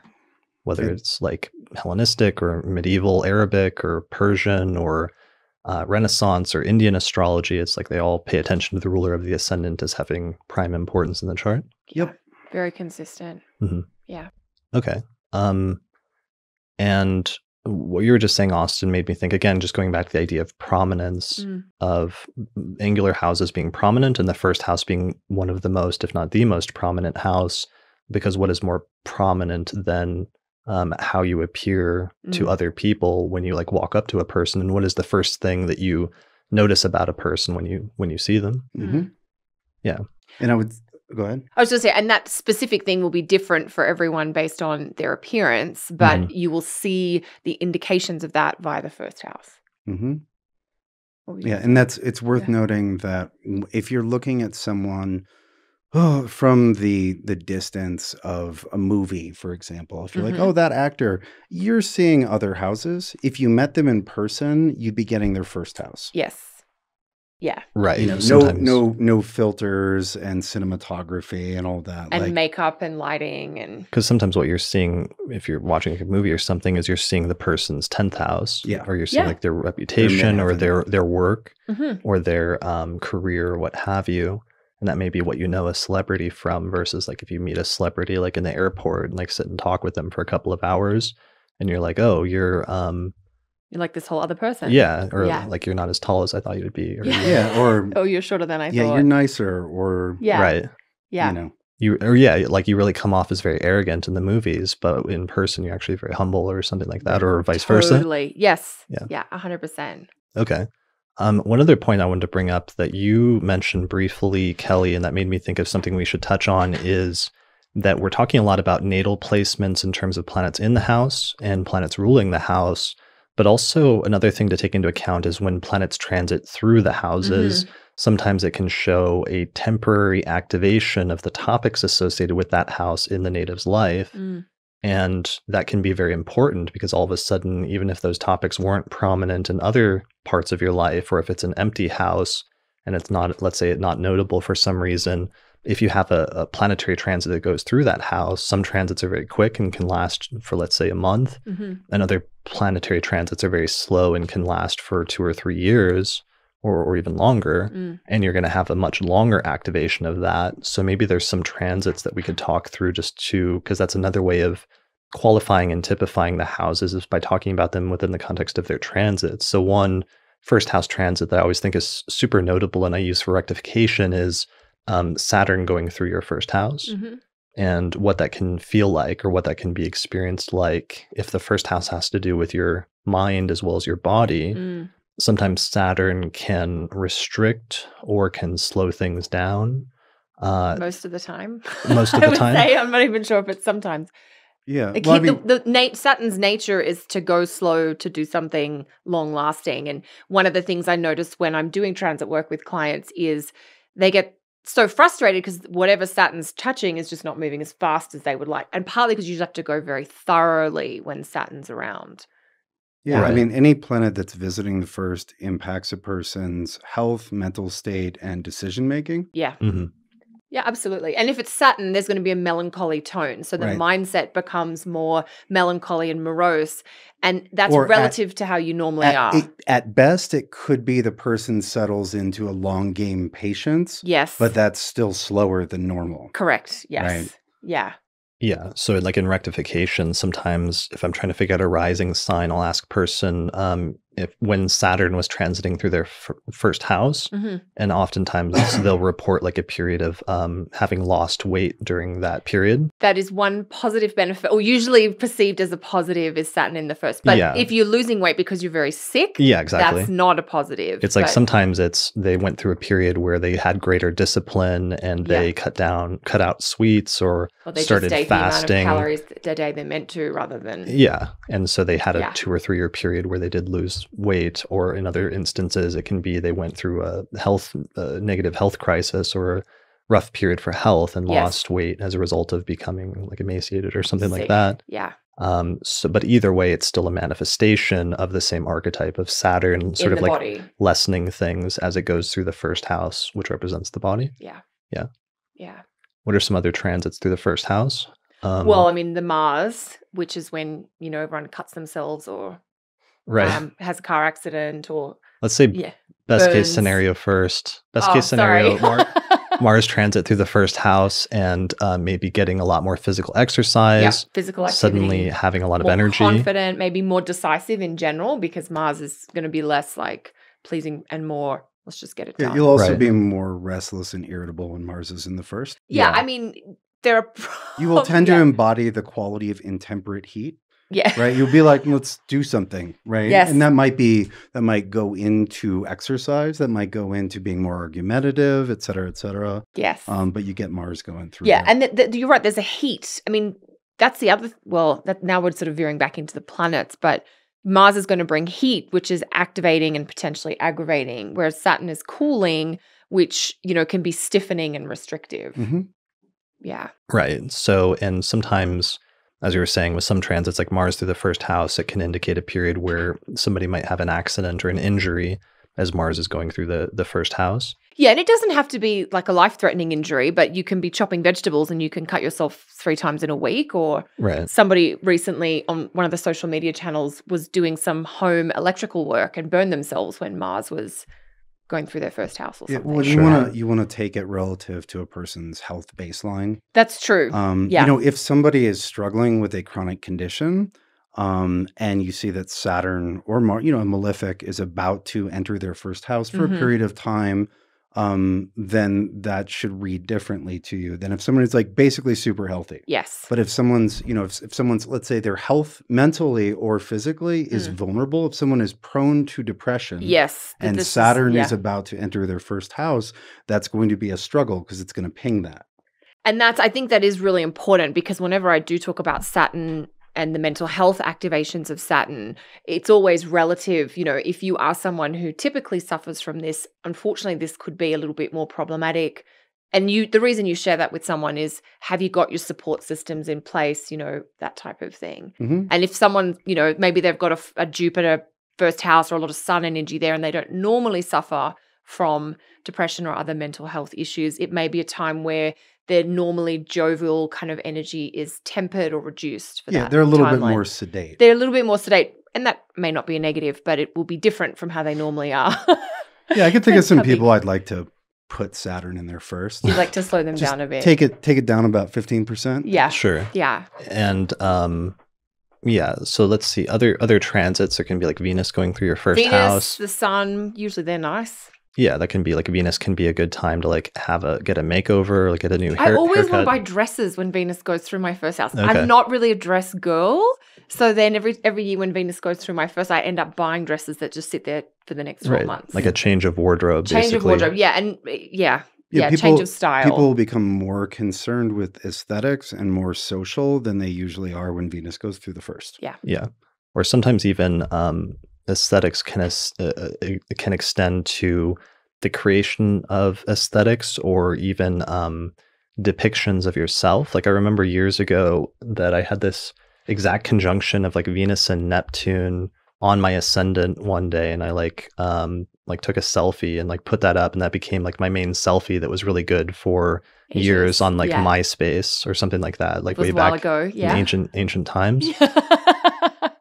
So not quite ancient. Yeah. I mean, then that can be things that you can do sometimes if you want to do things proactively. Yeah. It's like pay attention to when you have a favorable planet moving through your first house and maybe conjoining the degree of your ascendant and try to use that to your advantage. Yeah. If you have to take new headshots for work or something, Venus on your ascendant would be beautiful. And you want to get that once a year. So you got to plan for that. Right. Yeah. Another thing that this raises is that sometimes the last episode I think I did before we released this one was an episode on relationships, and we mentioned in the process the concept of synastry.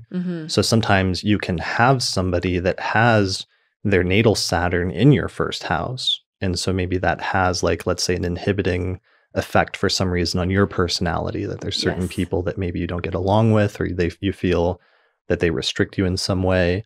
Or you could have, let's say, you could have the positive opposite, which would be someone whose Jupiter falls in your first house and they make you feel alive, or they make you feel confident, or they take you on adventures, or they're someone that you always find you're learning a lot with, or what have you. Right. So, they bring a sense of like optimism into your life. Yeah. Sure. Or a hopefulness, or maybe they're just always showering you with gifts or opportunities or something. Right. Yeah. Or let's see, what's like a negative example, like somebody that comes into your life and like accidentally does something, and they accidentally distract you while you're driving, and you like crash your car or something like that, and get like an injury. Sometimes just people's synastry with your first house can reflect ways in which your relationship with that person can affect both your body as well as your mind, basically. So whether you're doing timing or relationship astrology, the first house is going to be a really prime part of the chart. Yeah, definitely. Yeah.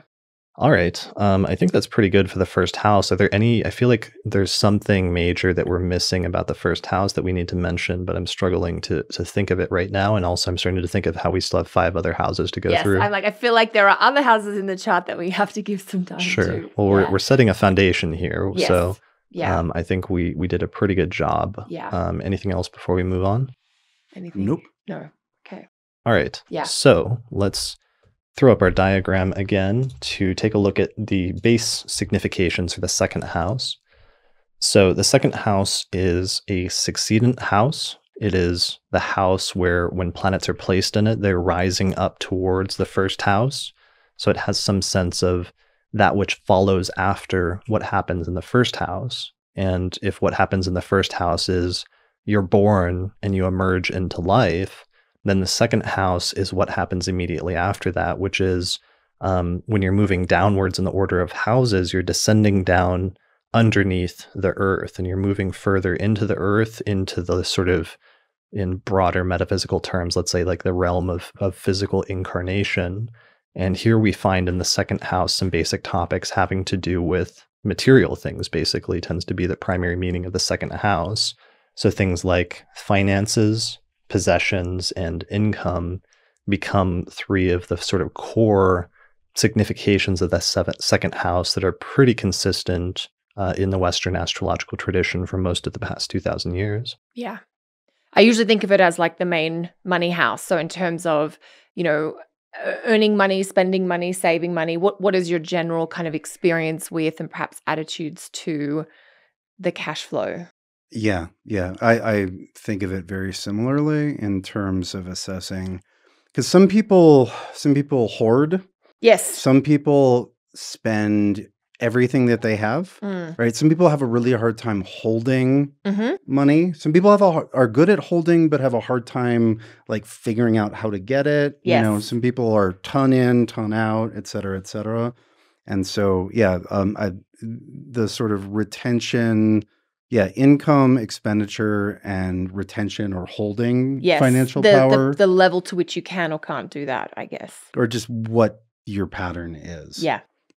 And so planets that are in the second, one of my favorite single words for that comes from Bonatti, and it's the substance of the native. Whatever thingness is associated with the life, which is possessions, which is money, which is to a lesser degree the body, Also, we were talking about this yesterday. The food Yes. that you put into your body, Yeah. because food starts as a possession. Yes. You're not allowed to eat it if it's not yours. Correct. That's why you have to pay at restaurants, right? That's why Like the primordial purchase is food. Yes. Right? Or the primordial The basic. possession is food. Yeah. Which is substance, which then contributes to the substance of the body. Yes. And so, yeah, I like substance. That's a great metaphor for like the succedent, the second house being a succedent house that rises up to the first and sort of supports the first in doing so. It's that which rises up to and supports the first house in the physical body. And like you were saying, if you're just like, okay, now you're born, what do you do with the baby? Here's some food, baby. You feed it. Yeah. Right. Well, first let's get some swaddling substance. Yes. Right. Let's get you some clothes. Put let's some get stuff. you some food. Yeah. Right. Yeah. Here's the stuff you're gonna need, baby. Yes.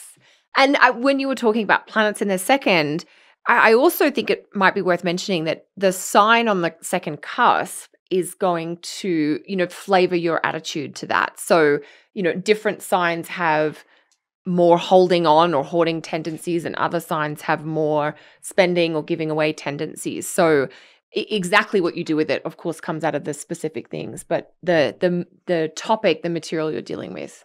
And did we mention that for the first house, that in ancient astrology, like 2,000 years ago, when they said your sign or your zodiac sign, they meant traditionally your rising sign. So prior to the past 100 years, prior to the 20th century, the sign of the zodiac that your ascendant was located in was said to qualify and typify your character and personality and everything else much more than your sun sign was necessarily. But that extends now to the second house, and that the quality of the zodiac sign on the cusp of the second house is going to characterize and qualify some of the things related to like substance or material goods in your life. Absolutely. Even how you eat, for instance, whether you're a fast eater or a slow eater or a methodical eater. Well, and whether you like crap food or you tend towards the healthy. Spicy food or, one of the things I look at also with what's in the second is, what does a person spend on? Yes. Because other than like, yes, I spend money on food. Right? Yes. Everybody has to do that to some That's a degree. basic common thing. Right. Yeah. And then shelter. But then once you get past food and shelter, people allocate what financial potency they have very differently. Yes.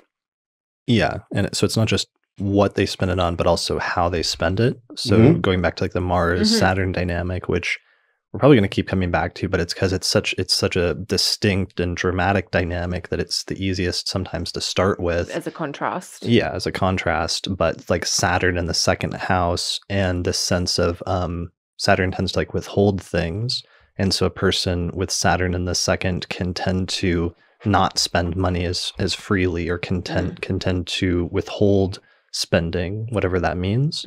Whereas somebody with Mars in the second house might spend very freely or very quickly or very impulsively. And those are two extremely opposite ways of dealing with materiality when it comes to expenses or expenditures in the second house. Well, and what you would notice too is that each of those planetary profiles would have a different psychology towards money as well. So the Saturn approach can be more, I better save, or I must save for retirement even though I'm 15 years old, or what have you. And that, there's nothing wrong with that. Actually, it's probably we all need a little bit of that, but the Saturn, of course, can take it to an extreme where it can be a bit Scrooge-like, or it may not spend in some situations where it's appropriate to. Yeah. Right. Well, if you have that, that's gonna, generally speaking, whatever Saturn placements tend to improve once you get older. Yeah. But Saturn in the second, a lot of times you grow up with some feeling of not enough. Not enough. Yeah. And that may not be literal poverty. But if you go to let's say you go to a fancy school system and your family is, does fine, but you don't have the $100 shoes, then you grow up with the sense of, I have less than everybody else. Yes. And so that'll translate into, I better keep what I have when you're older, et cetera, et cetera. And so that's just the psychological patterning, which you might be able to see very clearly when a person is an adult, has precedence. Yes. And that'll look different. There's an association in a lot of Jyotish with the second and your your family. Fourth is still family. But when you think about the substance that you are provided with until you are on your own, that is all your family. Yeah. Right. You know, whether you have the fancy sneakers Or not. or, you know, you've got hand-me-downs from, you know, from two brothers up, right? Like that's a second house experience. I love that you mentioned that and use that analogy about early life, because one of the examples I use in my book, Hellenistic Astrology, available in fine bookstores everywhere, literally everywhere, is somebody that had Saturn in the second house in a night chart. And I think it was also the ruler of his ascendant. So very important planet and also a little bit challenging or tricky. And he grew up during the Great Depression, and his family was in poverty for the entire like first part of his life or first chapter of his life. And growing up, a common phrase around the house that he would hear often is, "That's all we have." And that got like built into his sort of psychology very early on, growing up in like the first 10 or 20 years of his life, to the extent that as he grew up, even later in life, even though he became financially stable and successful to some extent, sort of psychologically, he would always still sort of behave or act or spend money very carefully, and he'd be very reserved about spending money, basically, because he would still be operating under that initial psychological premise of scarcity or poverty in some sense. And sort of fear surrounding that. And so, and the converse is obviously true, right? Somebody has a strong Jupiter in the second, they'll be like, it'll be fine. She'll be right. Sure, we can, let's we'll make it work. Let's upgrade to first class. Right? It'll be fine. And that's usually underpinned by experiences earlier on where it was just fine. Or things worked out. They could take a risk and recover from it or sustain it. And one of the things that's so funny about that, just to get into a broader conversation, is how each person, depending on their placements, will tend to take for granted that that's how it is for everybody. And if they tend to grow up in that context, because you see this normally, just like meeting people in different like socioeconomic or sort of social situations, or depending on their family as they're growing up, can sometimes tend to not realize that the way that they grow up and experience the world is not the same way that other people experience the world. Even though that should be obvious, we have a tendency to universalize our own experience and assume it's the same way for everybody else, even if on some level we're conscious that that's not always the case. Well, that's one thing that being a working astrologer makes it very clear. Right. You're like, oh, I've talked to 1,000 people in depth about their lives, and it's very clear what's my life. Right? Like how it's same, different, et cetera, et cetera. But one of the things, though, that's annoying about that when dealing with clients is if you can make a statement about a person's life based on their birth chart and about this being a unique factor of their life, and they can say, no, that doesn't really register, that I don't recognize that as being a unique factor in my life. That must be the same for everyone. And they will assume it's the same for everybody, when in fact that is a unique sort of experience for them. That, let's say that they grew up in, let's say, poverty in the second house, or the opposite, that they grew up having great financial wealth or what have you, not realizing that there's like such a wide spectrum, because you can only see that if you step outside of your life and see how tons of other people experience that particular area of life. Yeah, well, and what I would say is that not everything in a chart is unique. The chart describes a person's life, and there are some things that are very common about my life that the tons of people could relate to, and there's some things that are very weird and unusual. And, if you have like a part of your life that's pretty fucking normal, then the significators are going to be pretty normal. Totally average. Right. It's not going to be like, oh yeah, you have this 5-planet conjunction right on the midheaven rule. No, it's the birth chart's going to reflect what's part of the baseline for most people. And that's part of what I try to focus on. And when I teach like how to read charts, is look at what's way off the baseline. Look at like what's amazing, and look at what's like shit terrible. It's always about the extremes. Because that's what people will actually react to. Because if you're like, you're probably going to live, 60 to 80 years. And, a lot of birth charts, if you do longevity calculations, they're going to live around the average, right? Yeah, and so it's average for a reason. If you break that as a fact, it's not impressive. It might be accurate, but it's not impressive, Yeah. right? Like looks like you got solid middle class earning potential.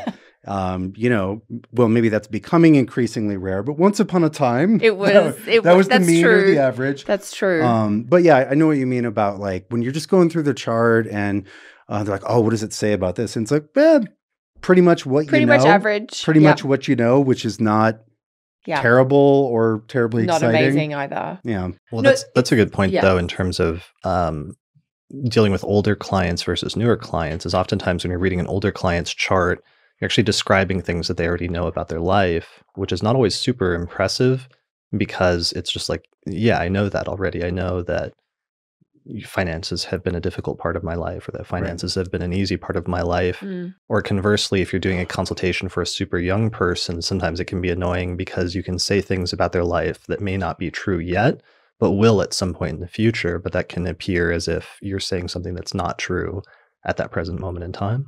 Yeah, when I talk to, when I do readings for people in their 20s, I always think about what this chart's going to look like, what this life is going to look like at 40. And from that perspective, like you've got this amazing thing, it's going to bloom not next month.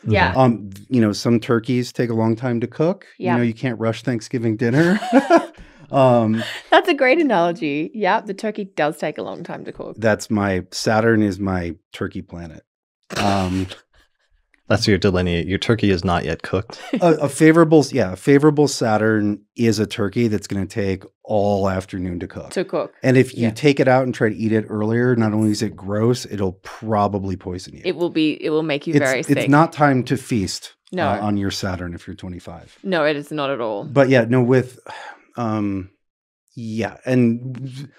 it's one of the things that I try to focus on when I'm looking at a chart is what are the good or bad or whatever, what are the significant configurations and what part of life are they likely to bloom in? Yes. And is the person already there? Like, let's say our 57-year-old client, if I look back, I'm like, oh yeah, I bet shit got a lot better at 35. Yes. Right now, I will say that, like, oh, this was really difficult until X this year. age. Yeah. And then check, and they're like, yep, or like, actually, it was 37.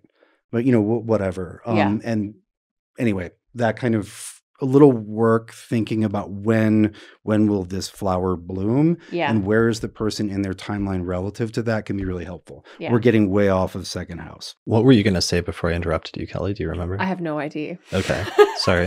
That's okay.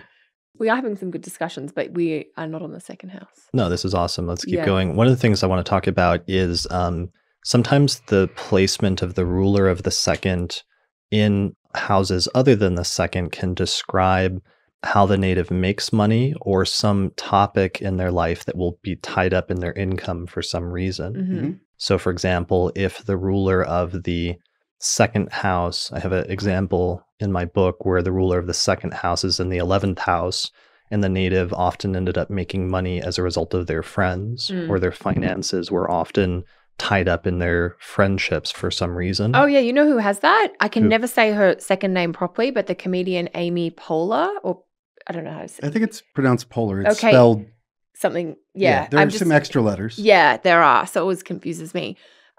She has a Sag second house, a Pisces second house with Jupiter in Sag in the 11th. Nice. And she's got this very sort of well-known sort of friendship, but also business partnership with Tina Fey, another comedian. Right. And they have worked together and made a lot of money together. Yeah, and they like hosted the Oscars or something together a few years ago, right? Yeah, they totally did. I just looked at her chart recently, so she's like one of my new second house examples. Yeah, and her sort of biggest show, which was Parks and Recreation. Yeah. Everybody in that cast went on to have big career. Right. Like the 11th house of that show, and it was her show. Right. Shockingly successful. It wasn't like one or two people went on to like everybody in that show. Yeah, just about. Yeah.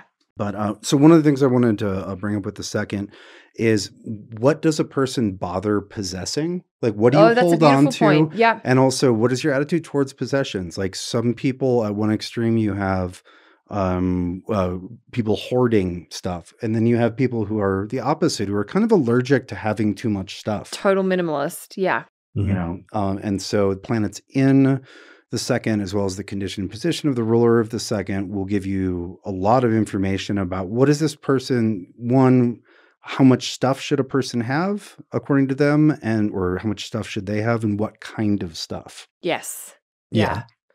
Yeah, and Chris, you were saying like the second house, the ruler of the second, where people might get their money from in terms of work. Right. But I also have another example where I think it was the ruler of the fourth was Venus, and it was in Pisces in the second. And this person was in a very fortunate position where they didn't actually have to work for money because of family money, because of their family owned property, like farmland sort of level property that was very lucrative that, you know, through the generations had just created this sort of ongoing wealth. So there was whether you're working for it or if it's coming into your life in some other way, but how or where is the money coming from? Yeah, I have an example like that in my book as well, where it was like the grandson of the founder of the Gucci fashion empire had the ruler of the fourth in the second and the ruler of the second in the fourth. Yeah. And in the 1980s, he inherited like basically the entire company, or 50% of the company, worth hundreds of millions of dollars from his father's side of the family. Right. Yeah. That is a very fortunate configuration for material support. Yeah. Yes. And the planets were well placed, which is that's the other part, is like, is the condition of the ruler well placed in that sign, or is it poorly placed based on its conditions zodiacally, as well as its configurations with either benefic planets like Venus and Jupiter, or its configuration with malefic planets? That's going to typify if that connection between those two houses is a more constructive or a more challenging one. Yeah. Yeah. And the example I just shared, Venus was in Pisces, but co-present with Jupiter. Yeah. So it was like, all the money. Yeah. Versus, let's just do another hypothetical scenario of, let's say somebody has the ruler of the second house of finances in the fourth house of the parents. And let's say, I've heard stories of, for example, like people where when they're still growing up as teens, their parents like took out a credit card in the child's name and like ran up the bill and charged like thousands and thousands of dollars in it. And the person eventually becomes an adult and learns that they have a huge amount of debt because their like deadbeat parents were running up their credit or what have you. Yes. There are some horrible stories where I have one story where, the client, the individual takes on like one of the parents' tax problems, for instance. And I think it's like the ruler of the second is in the eighth in detriment or something like that. Yeah. That's one of my favorite examples is Lisa Marie Presley, who's the daughter of Elvis. She had the ruler of the second house of her finances in the eighth house of inheritance and death and other people's money. And when when her father died, he left his entire estate to her, with the stipulation that when she turned 25 years old, she would inherit it. So the day she turned 25, her second house was actually activated by perfection. Of course, And then suddenly she inherited like $100 million or something like that. Yeah. So again, that's showing a large part of the money in her life came from this inheritance from her father. Yes. But it's interesting because then there's other factors that come into play in terms of transits and other timing techniques like perfections that can tell you when exactly that might happen in the person's life, or when those topics that are tied together through the rulers of the houses will become relevant or active. Yeah. Yeah, it's very juicy. Definitely. Well, and I like talking about second house topics because clients often want to know about money, and the amount of times a client will come in and say, I want to talk about my career. And I've now learned, are you actually wanting to talk about your career from a professional pathway, job satisfaction perspective? Or are you asking me about that because you really want to know about your finances? Because in our minds, we often think, well, if I fix my job, I'll fix my finances. But in astrology, we represent, money and career in two different sectors. So they're not, they can be connected and interact, but they can also operate independently from each other. Right, which is really important because there are scenarios where you have a person that, is able to pursue their, like, let's say 10th house career dream job, but that as like, let's say an artist, but then financially it's something that doesn't work out for them or doesn't end up being financially lucrative. Yeah. If their second house isn't well situated, so that you have a real difference between, they're, achieving their dreams, but it may not necessarily support them financially. Or vice versa. The person that has the job that they got for the money because that was what was more important to them, and they do very well financially, but they're never able to, let's say, pursue their dream through some other 10th house matter. Yeah. Yep. It matters. I have the rulers of the 2nd and 10th conjoined. And so for me, yes, you do. Yeah, like, so that means, do what you want, Austin. You'll Yeah. eventually make money. They're both opposed by Saturn, so I didn't make any money doing that until my mid-30s. Yeah. But, Saturn event as I became older. You got there in the end. So I became older and crankier and more hateful and began to More of a resemble curmudgeon. the planet. He began to regard me as one of his own. As well, he recognized you as Yes, and lifted the ban on my accounts. That's too funny. But yeah, generally speaking, if in terms of just attitude towards money, Yeah. like if Mars is connected to the 2nd, in the 2nd, conjoining the ruler or whatever, Mars, and if Mars transits the 2nd especially, it usually burns through money. Mm-hmm. We literally talk about, it's burning a hole in my pocket. They Yeah. burn through, we use Mars metaphors and language for spending money, right? Whereas Saturn will tend to deny or delay earning potential in a natal chart, which feels like a denial when it's like, okay, it's going to be another 15 years until my 2nd house ripens. Yeah. But from the perspective of the life, that's a delay. Yes. And then when you do get something, you tend to want to hold it. You hold on to it because there's a preservation you factor. Experience not having enough. Yeah. Right. And then Jupiter's great. We love Jupiter configured to the 2nd. Yeah. Right? It's usually not a money. That's a client that usually doesn't need to talk about money problems. Right. They might be like, general. Which charity do I donate to? Yes. Yeah. How should I use my abundant wealth? Yeah. And then Venus is also favorable. The moon, if the moon is in good condition, is great. If the moon is not in good condition, the moon will eat your money. She will. Yeah. The moon, in terms of material matters, acts like a benefic under a lot of circumstances, and then under a number of other circumstances will act like a malefic. Really matters her condition and who she's configured to. Yeah, phase and configuration. Yeah. And when you were talking about like clients wanting to know about money, one of the things that you look at, there's different timing techniques, but just paying attention to long-term transits. Going through the 2nd house is one of the things you'd look at. Like if you see they have a year-long Jupiter transit coming up, that's going to be a different forecast than if you see that they have a 2 or 3 year Saturn transit coming up through their 2nd house. Yep. Yes. I mean, we all have those sort of almost, you've got the Saturn in the 2nd transit. This is what you need to know about the next 3 years. This is, you're doing your financial housekeeping. If there are debts to pay, you've got to take that on board. And if it's a time to save for the future. I mean, I have had almost an equal mix of clients having Saturn 2nd house transits that are getting the reality check, like the proverbial 2x4. This is what your financial situation really is. Get a grip, get organized. And then there are other clients where they're like, I always think with Saturn, it's either rewards or consequences. So you can get the consequences of what you haven't done, or you get the rewards from what you did do. But rewards are consequences. Well, they are. It's just, you're right. It's just a more, it's the positive, I guess. Yeah, you're right. Thank you for picking me up on my words. Oh, yeah. Didn't mean to pick on you. No, saying. No, I said picking me up, which is, my father has done that to me, or all of us. He's like, is that the right word to use? Oh, well, I'm sorry. I'm No. constantly doing that with my own language. Yeah, no, and it's good. I would rather that you do that because you're right. A reward is just a positive consequence. So you get the consequences, positive or negative. Sure. Yeah. Generally, Saturn visiting the 2nd, low risk profile.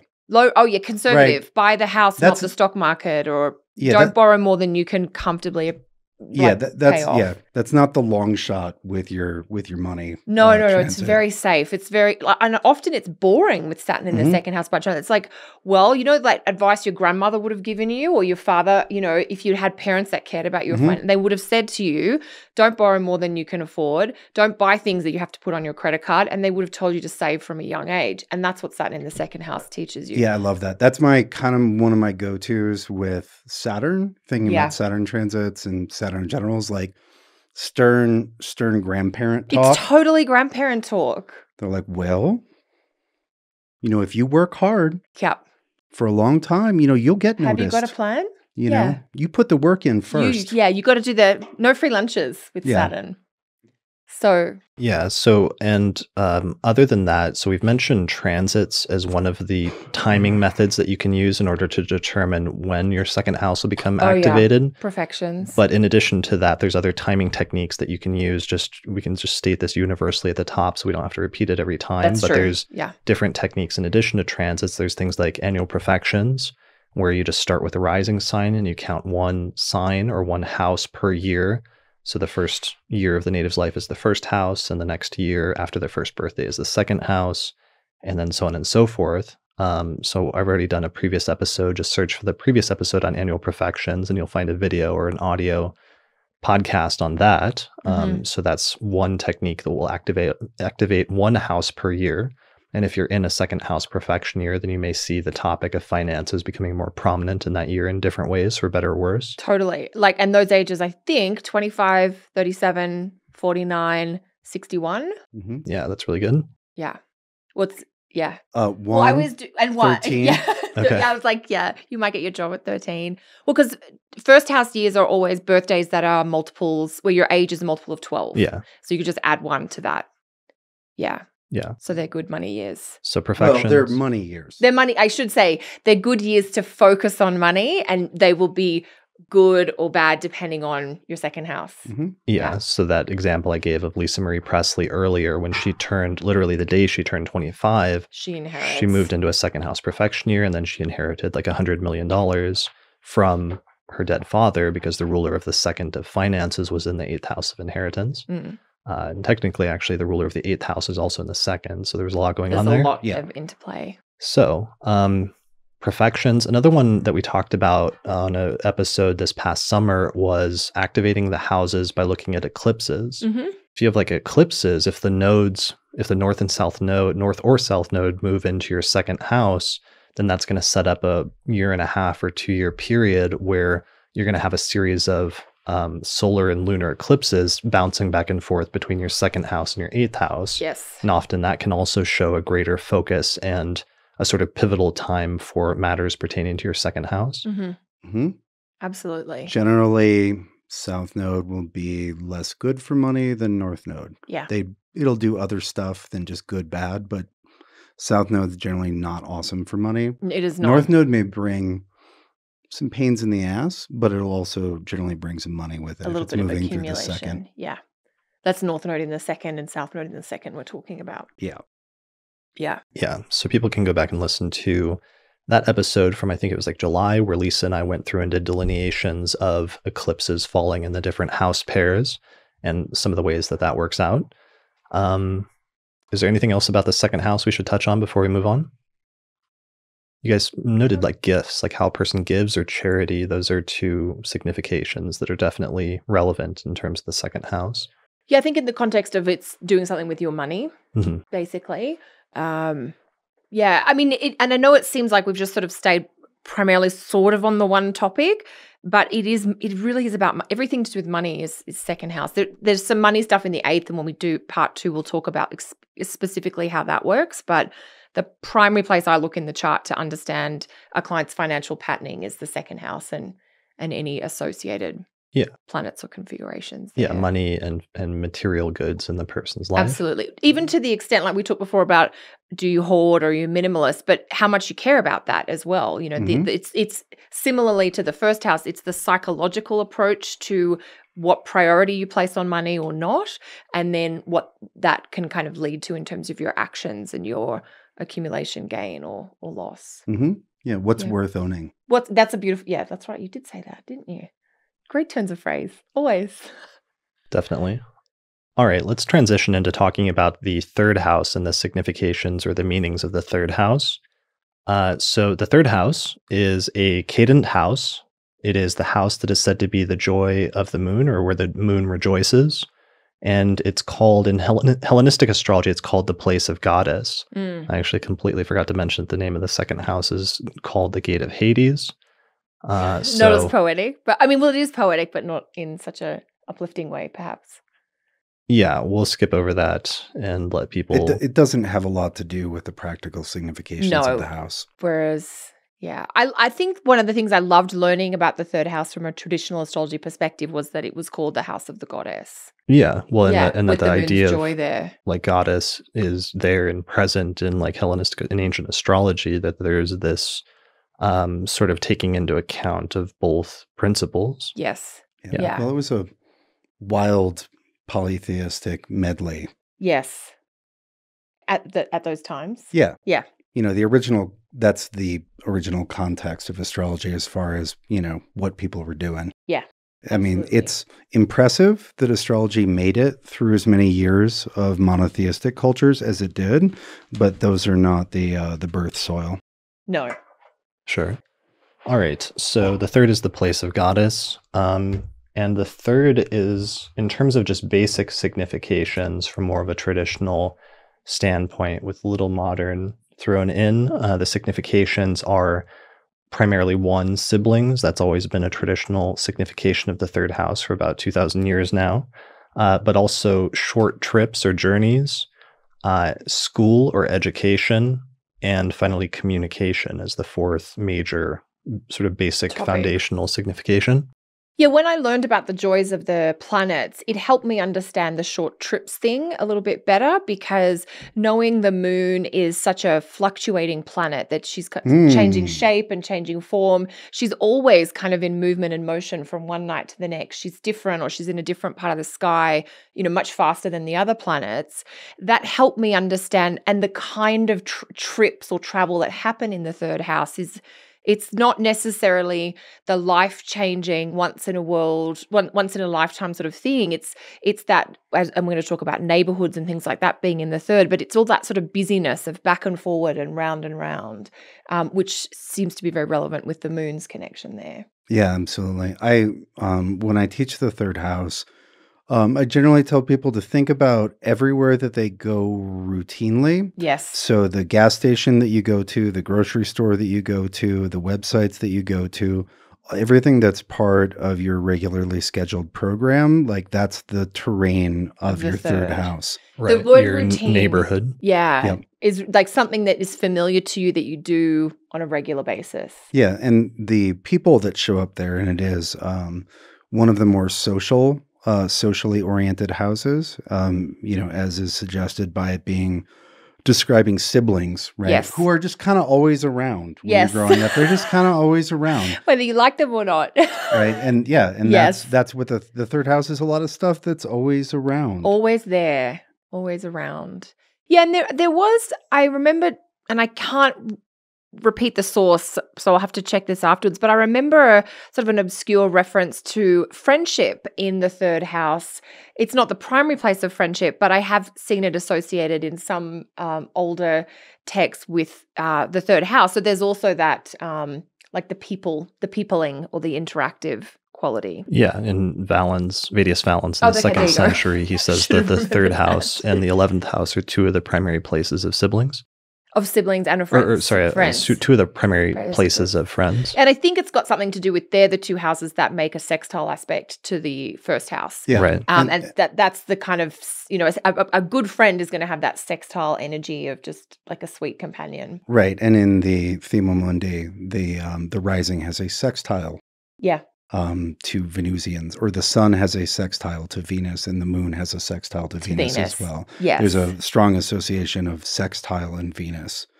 And then both of them trine the 7th, which is the primary other person or other people house. Yes. The 3rd and the 11th being trine to the 7th. Mm-hmm. Got it. They make kind of a social triad. But yeah, with the third is more casual in its relationship to relationships. Yes. Just like with like incidental. Right. With your siblings, you just find yourself there. Yeah. And you can have all sorts of different relationships to siblings. Mm-hmm. You can be close, you can be far apart. You can be strange. Usually sibling relationships go through phases, right? But they're just around. Yeah. And the types of things that you experience in the third, it's what's around. Mm-hmm. And so one of the things I use the third for is figuring out like what is normal for a person? What is life, what is the normal, is normal a grind? Is it a float? Is it a rush, et cetera, et cetera? I have Saturn in the third. And so I always end up isolated and barely knowing any of my neighbors. And oh my gosh, of course, where your house is right now. That's very Saturn. But it's always been that way. Yeah. And also very tightly scheduled. Yes. Right, with Saturn there. Yes. I have a good friend who has a beautiful Jupiter in Pisces in the third house.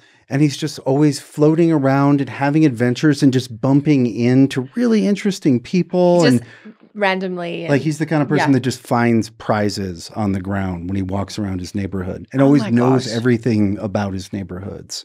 That's pretty damn fine. Yeah.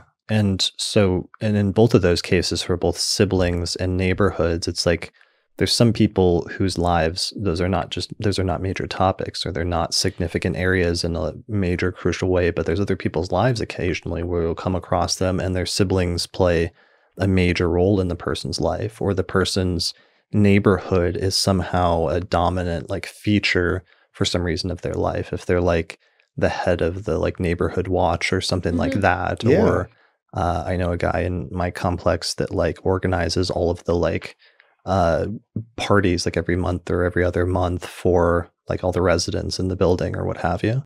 Yeah, and that's totally a third house thing. That's like Mr. Benefic in the third. Yeah. Right. Yeah. I just want everybody to, get to know each other and have a really good time. Yeah, everybody to get along and Yeah, and so one thing that's fun is not every time. Sometimes you need to go deeper into a chart, but a lot of time, if you have brothers or sisters, you can see them very clearly in what's in the third or what's ruling the third. Like, I have a brother who's a Capricorn, Saturn ruled. I have Saturn in the third. Yeah. In an earth sign. Yeah. Done. Very easy. Yes. Yeah. Yeah. And you have lots of siblings, right, Kelly? I do. I have a Venus ruled third house, and then Venus so I've got Taurus there, and I've got Venus in Capricorn in my chart. So there's a lot of earth energy. And just a lot of siblings. Like it is very pleasant in the sense, and I think I've probably said this before, where I do get along well. I've got 5 siblings and I've got a couple of brothers and I've got 3 sisters. And of course we didn't all get along when, can you imagine, like 4 teenage girls growing up in a house and, we had 1 bathroom, all that sort of craziness. But we all do genuinely enjoy each other's company. Like my siblings will have, even the ones that are all in Sydney together, will have like pasta Sundays where they voluntarily get together once a month and have these big meals, and all the nieces and nephews are there now. And about half my siblings live in Sydney and the other half don't. But when we're all together, at Christmas, we just genuinely are like, right, what are we doing? Where are we going? And it, as you said, like they're just there and you just fall into it, but we fall into it in kind of a Taurus way where it's pleasant and there's usually far too much food, which is a bit of a Taurus thing. Indeed. Yeah, but it goes on for hours, because that's also Taurus. Yeah. Yeah. And so, let's see. I don't want to clip short the sibling part. Maybe we can turn that. But but there is, another part of it, which I would say that we're participating in, is the third house. Part of what we encounter on a regular basis is not just people and pieces of land, but also what information or what sources of information we consistently intersect with. Yeah. And so a website that you visit every day, that's part of your third house. A magazine that arrives every week or every month, it's a regularly scheduled thing that you intersect with. And or it could be a podcast. And then you become familiar with the authors or presenters of that. They're like, I think of some of the memes which have been mobilized in reference to the Astrology podcast. Yes. With someone's like, feels like they're hanging out with us. Yeah. Right? Like that's the third house. Like, oh, they're just around. We're just there. Yeah. Right. When we see the beautiful pictures of people with us on the TV and their children are like playing in the foreground. Sure. Right. And so it's not every piece of communication. It's not every thing that a person writes, but it is your regularly scheduled programming. Yeah. And I do love magazines. When you said that, I was like, oh my gosh. Do love a good magazine. So he said it already on the recording that you associate Austin, the third house, with periodicals? Mm-hmm. Yeah. Okay. That was one of the... Well, and I'm thinking mail too in general. Like not the boring mail. Like, I don't know, maybe I'm just projecting myself into this. I love like sending sweet cards in the mail. That's something I do for my friends. I have Saturn in the third. You do not send sweet cards to your friends. You relate. might send dead birds or something. I'm not sure. That would be kind of exciting. You would like that, right? I mean, if somebody sent me like a cool bird or other skeleton or animal. And like as long as there was bones actually, involved. I think I saw on the internet there was like a skeleton of the month club where they like send you some sort of... There's a lot of things of the month club. Yeah. Skeleton of the month club is the one that appeals to me. That appeals to you. The one that appeals to me is the beautiful stationery of the month. So I could send more Venus things in the mail. Our third houses are so different. What about you, Chris? My third house? Yeah. I don't know. I'm trying to think. Well, one of the things that's funny is in terms of communication as a third house thing that we were talking about last night was how when Uranus went through my first house, literally very shortly after it went through, back around circa 2010, I think that one of the first solar returns I had was my birthday, November 2010. And I randomly took over this podcast out of nowhere, which was Traditional Astrology Radio. And it began a almost decade-long transit of Uranus through my third house, which ended up being me sort of very quickly learning a bunch of new technology and how to adapt technology and communicate things and changing my communication style. Yeah. Somewhat unexpectedly, but pretty rapidly over the course of a decade. That's been huge. To turn into this, basically. And now we're like sitting here in a studio together. It's quite amazing, actually. Yeah. Yeah. Well, and from a Uranus level, like really changing what a normal day looks like. Because your balance of activities is really different than when you were just reading charts and doing research. Right. Yeah, definitely. You almost became like a radio star in astrology. Me? Yeah. Okay. I don't know. That's how I often think of you, as like... Yeah, that makes sense. The morning drive-by, like whatever the prestigious radio slot is. I'm not that familiar with it, but...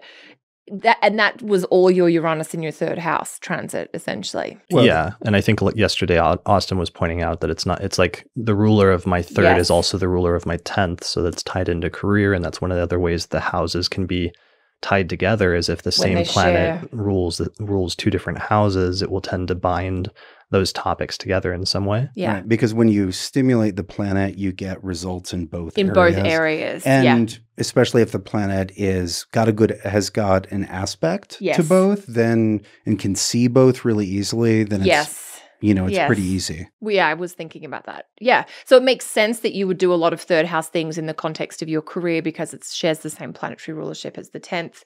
And the way Mars is placed in your chart, it aspects both the 10th and the 3rd, if I've remembered everything correctly. Yeah, definitely. Yeah, which helps Mars take care of both. Yeah.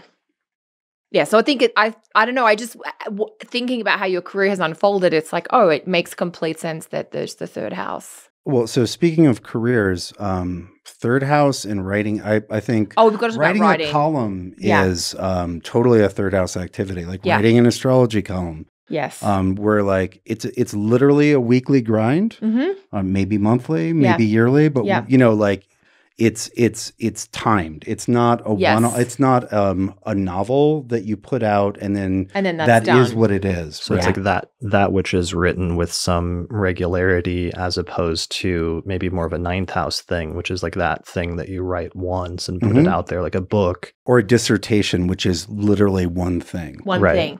Well, yeah, because if we're talking about periodicals and things that are familiar and part of your regular life, if you've got a great horoscope column that you like to read, you are reading it every week usually, or it comes out in your favorite magazine once a month, and that's, it becomes a regular part of your routine. Yeah, both for the creator and for the reader. Yeah, for the reader. And so one thing I want to make sure to get in here is this is cadent. This house is cadent, and as I said before, cadent houses will often the result is that the planet in them has less energy, and that is because doing all this third house stuff takes a ton of energy. It takes a ton of energy to write a regular column. It takes a ton of energy to do a regular podcast. All of that, all of the energy that you spend running errands in your neighborhood, that doesn't like if you ask the same planet to also run your career, that planet's a little bit tired. Yes. Right. Yeah. And it's not a kill shot on that planet. It's not like this not horrible affliction. Thing. Yeah. But this is part of the idea that cadent planets have less energy left over to do stuff because they've got a ton of stuff to do. Yeah. And in the third, it's just busy. Busy.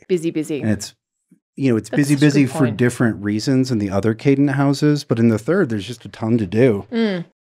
Sure. And another point before we move on that just came up conceptually is the idea that, and we didn't touch on this so much in the first house and the second house, but it comes up here, which is that the houses have polarities and there's a real interaction sometime, or like two sides of the same coin, with a house and what it signifies and the opposing house or the house opposite to that.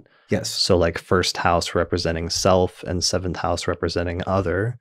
Second house representing like your finances or your money versus eighth house representing the money that belongs to others. And then here we were talking about like you're making the difference between like something you write regularly or a periodical versus something you do once. You write once, like a dissertation or a book. Yeah. I've been kind of biting my tongue on the other houses. Right. It's perfectly relevant, but I think once we get to 7, then we can. Yeah. Those distinctions are so clear. But yeah. Yes. And you mentioned writing here, and I think, the idea that the third house is about communication. It's about language. It's about your ability to express the ideas inside you or some of the challenges with that. What do you all think about the idea that the third house represents a person's, or you can see within the third house a person's experience of primary education? Yeah. I think primary. I mean, that's pretty consistent, I think. Yeah, like, so elementary school, I guess middle school here. Right. And, I mean, would you put high school in that? And then university and post-high school is all ninth house? That's often what's said. Yeah. I'm very comfortable with ninth house being further education. Yeah. Generally that which is intentionally sought. Yes. Versus like what you just end up in. Yeah. I've also seen the fourth as a person's primary education, that's their foundation. Okay. Yeah. Which I think is interesting. I've ended up learning the most about astrology during my 2 fourth house perfections that I've had since I was really into it. But anyway, I just wanted to throw that. But it's common with the third to say, yes, primary school. I think that's why the third house is primary school, though, because it's associated with the angular triad right next to the fourth, and it does play that more foundational role. Versus once you finally get to university in the ninth, you have that angular triad that's leading into and preparing you for your 10th house career, where you're much more directly oftentimes at that point going towards whatever your vocation is going to be, as opposed to just sort of laying a foundation of the basics. Yeah, I have no qualm with ninth house further education. That one I'm very comfortable with. Yeah. I just see primary education as much, if not more, in the fourth than I do in the third. Okay. Yeah, that's interesting. And the other piece then, thinking about the third and ninth as like places of learning or teaching or what have you, that I do see is, if somebody is an adult and wants to teach something that they know, if there's a strong emphasis on the third house, they will tend to teach more beginner, introductory, foundational type material. Whereas if they have an emphasis on the ninth house, they might teach more of that more advanced or more kind of senior or secondary, like that idea of going on from the topic. I don't know if you guys have seen anything along those lines. I would agree with that. Yeah. Specialized. Yeah, specialized versus the introductory sort of stuff with the third. I had a client chart that I've used as an example where she had the ruler of the 10th and the 3rd, and she taught primary school. She was she was a teacher, basically a teacher. Yes. Yeah. Then she taught in a primary school. That's, fantastic. Yeah. Yeah. Okay. All right. So teaching, communication. Do we talk about short distance travel? We talked a little bit in the context of the moon and the idea of the changeable. You did talk about routine travel. Yeah, just doing all the, doing your chores, like doing your commute, errands. your errands. Gotta run to the store. And then one thing that when this was first presented to me was the idea of the third house is it's your regular travels. That's how you get to and from work. If your job, and this does happen a little bit in Australia because we're a bit mad with our travel, people can live in Sydney and work in Singapore. So their regular travel is technically an international trip, but they go there on Monday and they come back on Friday. I bet they have ninth and third stuff. They would have a lot of ninth and third stuff, but that really gets you thinking. Keep doing that for a long time. Yeah, if they do it like for years. There does become this ambiguity sometimes in astrology about what is when do we draw the line between like short distance versus long distance, which has become more of an issue in modern times as we travel further and more frequently. It's easier and you can travel further and whatever more regularly. Yeah. Versus in ancient times where taking a trip outside of your city was like a major Huge deal. Thing.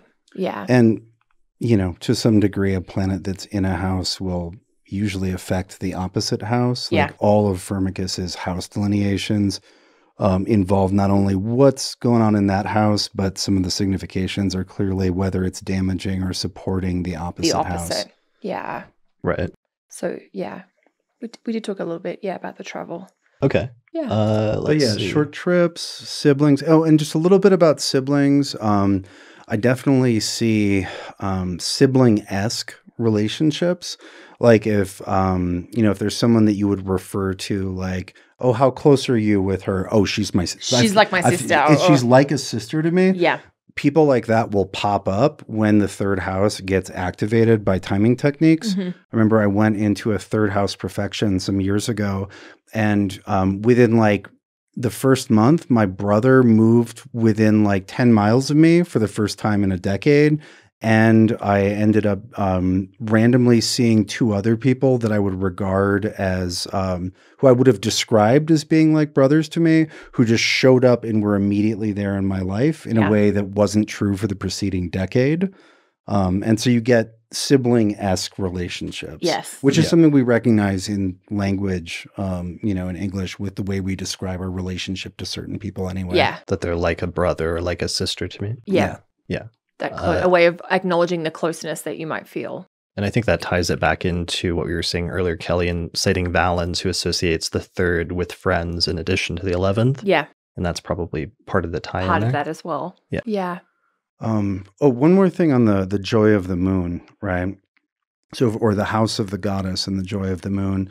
If we're looking at, how should we say, patterns of religious or spiritual observance, in the 9th, we have temples, like very special places dedicated to divinity. In the 3rd, we're celebrating, if we're recognizing divinity, we're recognizing it in the context of everyday life. Oh, beautiful. We would be doing like full moon rituals. Like let's do a ritual every full moon. Yeah, or every Friday or something. As opposed to let's do the pilgrimage, one-off, once in a lifetime. Yeah, let's like crawl 50 miles and then do special ceremony once a year.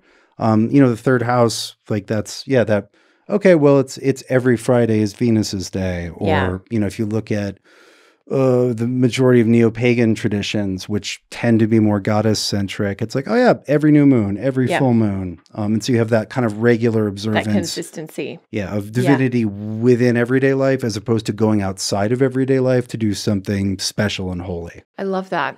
Yeah. Because there is a little bit of I guess there is that magical component to the third house there with the goddess. It's sort of that idea. And also too, one thing we didn't say in the conceptual part is that, the houses we're talking about in this first video, 1 to 6, are sort of in the lunar sort of sphere of the chart, the nighttime part of the chart. And they have this sort of more, there's some physical qualities to it, but there's also that, I guess, just bringing it in that regular way. They're beneath the earth. Yeah. Right.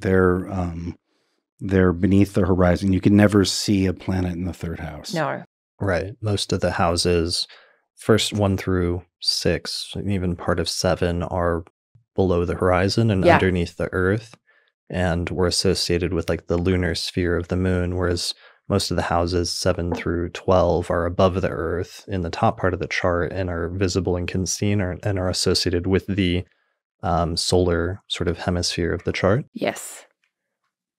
Yeah. All right. Did we talk about extended family beyond siblings? Because that's something that comes up with aunts and uncles and that comes up with third house as well. I feel like pretty frequently, and that's something I feel relatively confident about in terms of it's like parents are fourth house, children are definitely fifth house, seventh house is like your partner, but other types of extended relatives do come up in the third house in addition to just siblings. Yeah. I usually do secondary houses for those. Like derived. Yeah, like if I do, I'll do third from the fourth for my aunts. Yes. Or I'll do fourth from the fourth for my mom's mom, et cetera, et cetera. Yeah. Yeah. All right. Anything else in the third that we should touch on before we move on? Like, I feel like there's something, but I don't know what it is. I feel like we've hit the main points, but... Well, I would just say transits to the third impact your day-to-day experience, and they tend to deliver things which are less permanent than they may deliver to other houses. Because like you said, Kelly, like you opened with the moon. The third is in flux. It's like constant flux. Like maybe, there's a benefic there and you write an astrology column and you like nail a couple of them, but like the next one's got to come out. You're only as good as your last column. Yeah. Yeah. And last innings. Yeah. Yeah. And so to a certain degree, that can be less than ideal for a benefic because, something good happens, but then, it changes. But then there are some authors and structures that like benefics in the third, like malefics in the third, because that was a bad thing, but then it changes. It changed into something different. Yeah. It wasn't a bad thing that held on. Yeah, it was like, that happened, and then moving on. Yeah. So things tend to be less permanent in the third than, say, in the first or the second.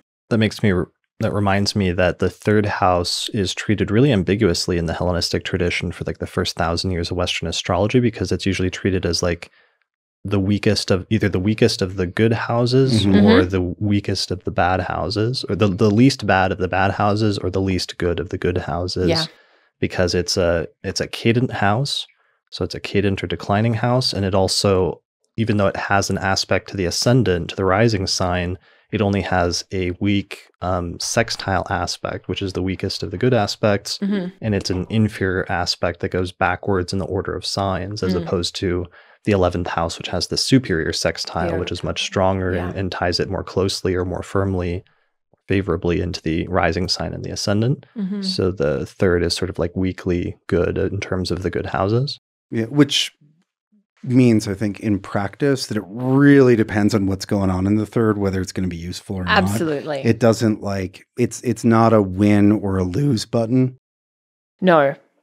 Sure. But and it's not like a bad house in terms of like the 6th or the 8th or the 12th. No. But it's not one that's going to stand out as being hugely positive, even though it tends more positive than negative.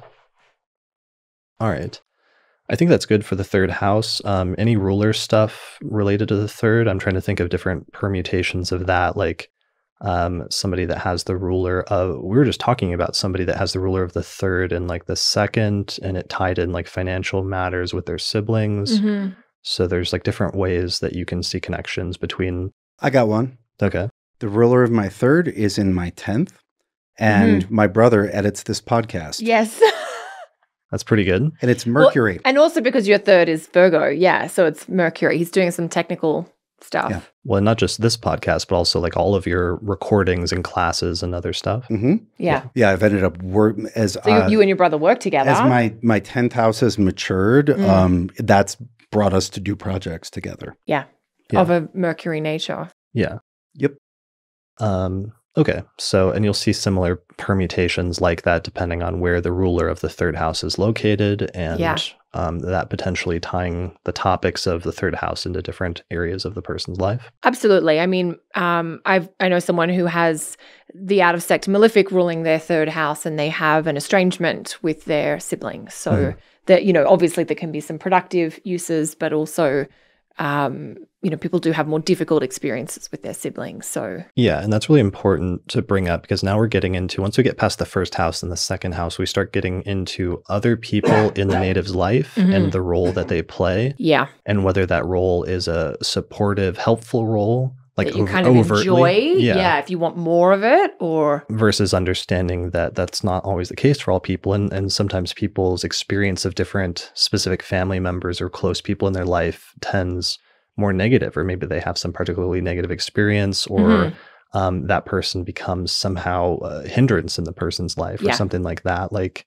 let's say a person that, had a falling out with siblings, or we'll go through other family members as we go through, but that's important to keep in mind that sometimes, and it's not just, even though in modern astrology, they tend to conceptualize it as like different compartments of the native psyche and how what their attitude towards, let's say like siblings is, sometimes it really just is what the orientation of your siblings or their attitude towards you is. Like sometimes different parts of the chart that represent different people in your life represent objective situations and scenarios that you experience from that person that may not necessarily be your fault per se. Yeah. Absolutely. Yeah. It might be nothing that you've done, but it's how they act towards you or circumstances outside your control. Yeah. Sure. Well, and it's usually there's an inner outer mirror. Like if you grow up with an older sibling that's always kicking your ass, then you are going to be negatively inclined towards them. And that, these things co-create. Yes. But yeah, it's as much outside of you as it is inside. And sometimes it's much easier to see in one place or another, but yeah, it's not all inside you. It's all inside your life. Yes, that's a better point. It's not all inside your being. Sure. All right. Well, I think that's pretty good for the third house.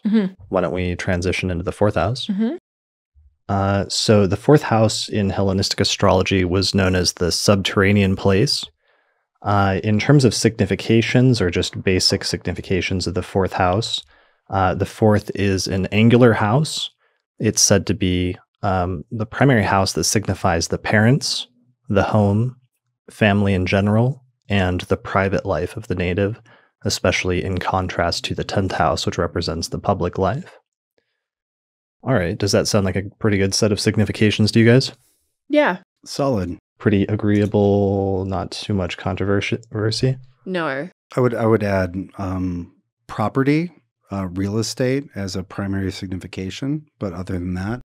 Definitely. Yeah. Okay. So yeah, I mean, home and family are have always been two of the primary significations, the fourth house, and are two relatively uncontested significations. So what does that mean in like a actual delineation or in a proper context of looking at a person's birth chart? What does that matter? Yeah, I mean, it allows you to describe the type of home environment that they may have experienced when they're a child growing up, because I think you can also get a little bit of childhood sort of qualities or experiences out of the fourth. Definitely. And so you can describe that. You can even, just using the element of the sign on the fourth or the modality, can tell you a little bit about the type of things that are important in their home. Is technology important? Is access to nature important? Is having a home that is out on land important? Or is having a home that's more connected to community and people and transport? So the kinds of things, within and around your home that you might prefer, you can get out of this. And of course, the family, just general connections with your parents and, positive or negative, of course, it can go either way. Yeah, I like that you mentioned early life stuff, because certainly that idea of like nature versus nurture and the idea of that oftentimes the environment that a person grows up in the early formative years of their life has a very foundational impact in many ways on who they become as a person later on, or it can at least. Yeah, absolutely. So what is your foundation in life? What was your early home life like? And what was your family life like early on? Or not just early on, but also as a continuing theme in your life? Like, are your parents, is that a supportive area of your life? Or is there some way in which that's not a supportive area? Yeah, absolutely. Absolutely. Yeah.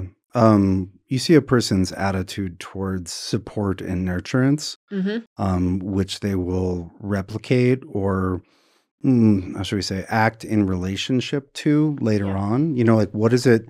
People, if we think about the word home, like what does home mean? Home means physical structures and shelter, but it also means emotional dynamics, and every planets which are in the fourth and the planet which rules the fourth describes that. It impacts that, like what kind of dynamics a person deals with. And you may not do exactly what your parents did, but what you do is relative to how you were, a lot of people are like, oh, I just want to provide, I want to provide what I didn't have as a kid, which is the negative space of the pattern that you had when you were growing up. It's fundamental. And planets which are in the fourth have an impact, I would say, on a person's emotional baseline.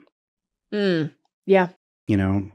you grew up in a family that fought all the time, then when events happen or you get in conflict with someone, you'll reference that. If you grew up in a family where nobody ever fought, then that's your emotional baseline. And so it'd be weird for you to be around people who process things through conflict. Right. Yeah. And I don't know if it's time to go into this, but already I can hear some people, as you're bringing up things like your emotional baseline, immediately starting to think of Cancer and starting to make arguments about, well, why isn't the fourth house associated with Cancer? But maybe it's worth stating that you can get to some of those places without necessarily going there, even if occasionally we do see overlaps between the signs of the zodiac and like certain houses. Yeah, well, and I would say not Cancer, but I would say the moon can give you information about a lot of the topics that the fourth house comments on. That's different than saying that the fourth house is Cancer. Sure. Right. Sure. Yeah, that's an important distinction to make, that the topics that are connected to the houses, you will sometimes find information about those same topics via a specific planet in the chart. So you can have your fourth house, which tells you about your childhood. You can also look at your moon, and those two things can be, totally different in the chart, but they'll each add up to the story of that. They're co-significators for a given topic. Exactly. Yeah. So you can have a planet that signifies a topic and a house. Right. And so, that works for, and that's part of why the 12-letter alphabet thing worked at all, is it's okay for certain houses. It's blatantly useless for other houses. Like Mars is not the first house. No. And my joke is like, Mars is only the significator of the first house if you're an asshole. Yeah. Yes. Right. Well, and to bring up another similar one, because we're ragging on one that's like a modern, conceptual structure, but to rag on a more quote unquote traditional one, in like Lily, you see this weird model where they assign Saturn to the first house, and then in descending Chaldean order, then Jupiter to the second, and Mars to the third, and so on and so forth. And I feel like that's another one where even though you occasionally will see like an overlap between maybe one of the significations of the planets and one signification of the house, I don't think that's otherwise a good model to use. And I don't think that was one of the original models. And I'm still wondering at what point that was introduced. I mean, I found it recently in Abu Mashar, but that's the earliest author that I can find it in so far. And I have no idea where he got it from, in like the 8th or 9th century. Yeah, that's terrible. So is that a model that you guys use? I would say that that's way worse than signs equal planets. Sure. Yeah. I would say that too. Yeah. But it would look to me, it was the first way that I was told about planets being connected to the houses, because I was learning from someone who was very steeped in the Lily tradition. So I did get taught that. And there is a little bit of crossover, like the sun 4th, if you use father down there, Venus in the 5th. And it just so happens that that's where she has her joy. Right. Like, it's like, that's just sort of picking up on something else. But again, getting the joys of the planets, or just understanding the essence of each house, was much more useful than that system for me. Okay. Yeah. Yeah. I mean, I guess the moon could be a significator of the 7th if you're really into your mom. Yeah. Yes. If you're Oedipus, then that makes a lot of sense. Yes. Yeah. Yeah. Freud would be happy. It's getting late in the night and the Oedipus jokes are already starting. Yes. All right. So family, home and living situation. And I think living situation, just to pick up on that phrase for a second, that's very common, like in modern, like your home environment where you live, who's there. Yeah. What were you going to, sorry. I don't know. Keep going. Oh, that's okay. Well, and so one way to use this that's very simple and happens all the time is when planets transit your fourth, stuff happens around your house. Yeah. Yeah. Yeah. Your living situation. Totally. So here's an example. So Mars was very recently in my fourth. And when it got to the degree where it exactly squared my ascending degree, we woke up and the stove, or not the stove top, which is like a weird electric stove top that we don't like, was just beeping, and we couldn't turn it on to heat things, and we couldn't turn off the beep. The beep. And so Mars, the thing that's supposed to make fire, wouldn't make fire, but was just making noise and wouldn't shut up for hours. Right. And so it's like that was an event which occurred in my home. Yes. To do with the Mars thing. Right. I had Uranus ingress into my fourth house earlier this year and then suddenly moved.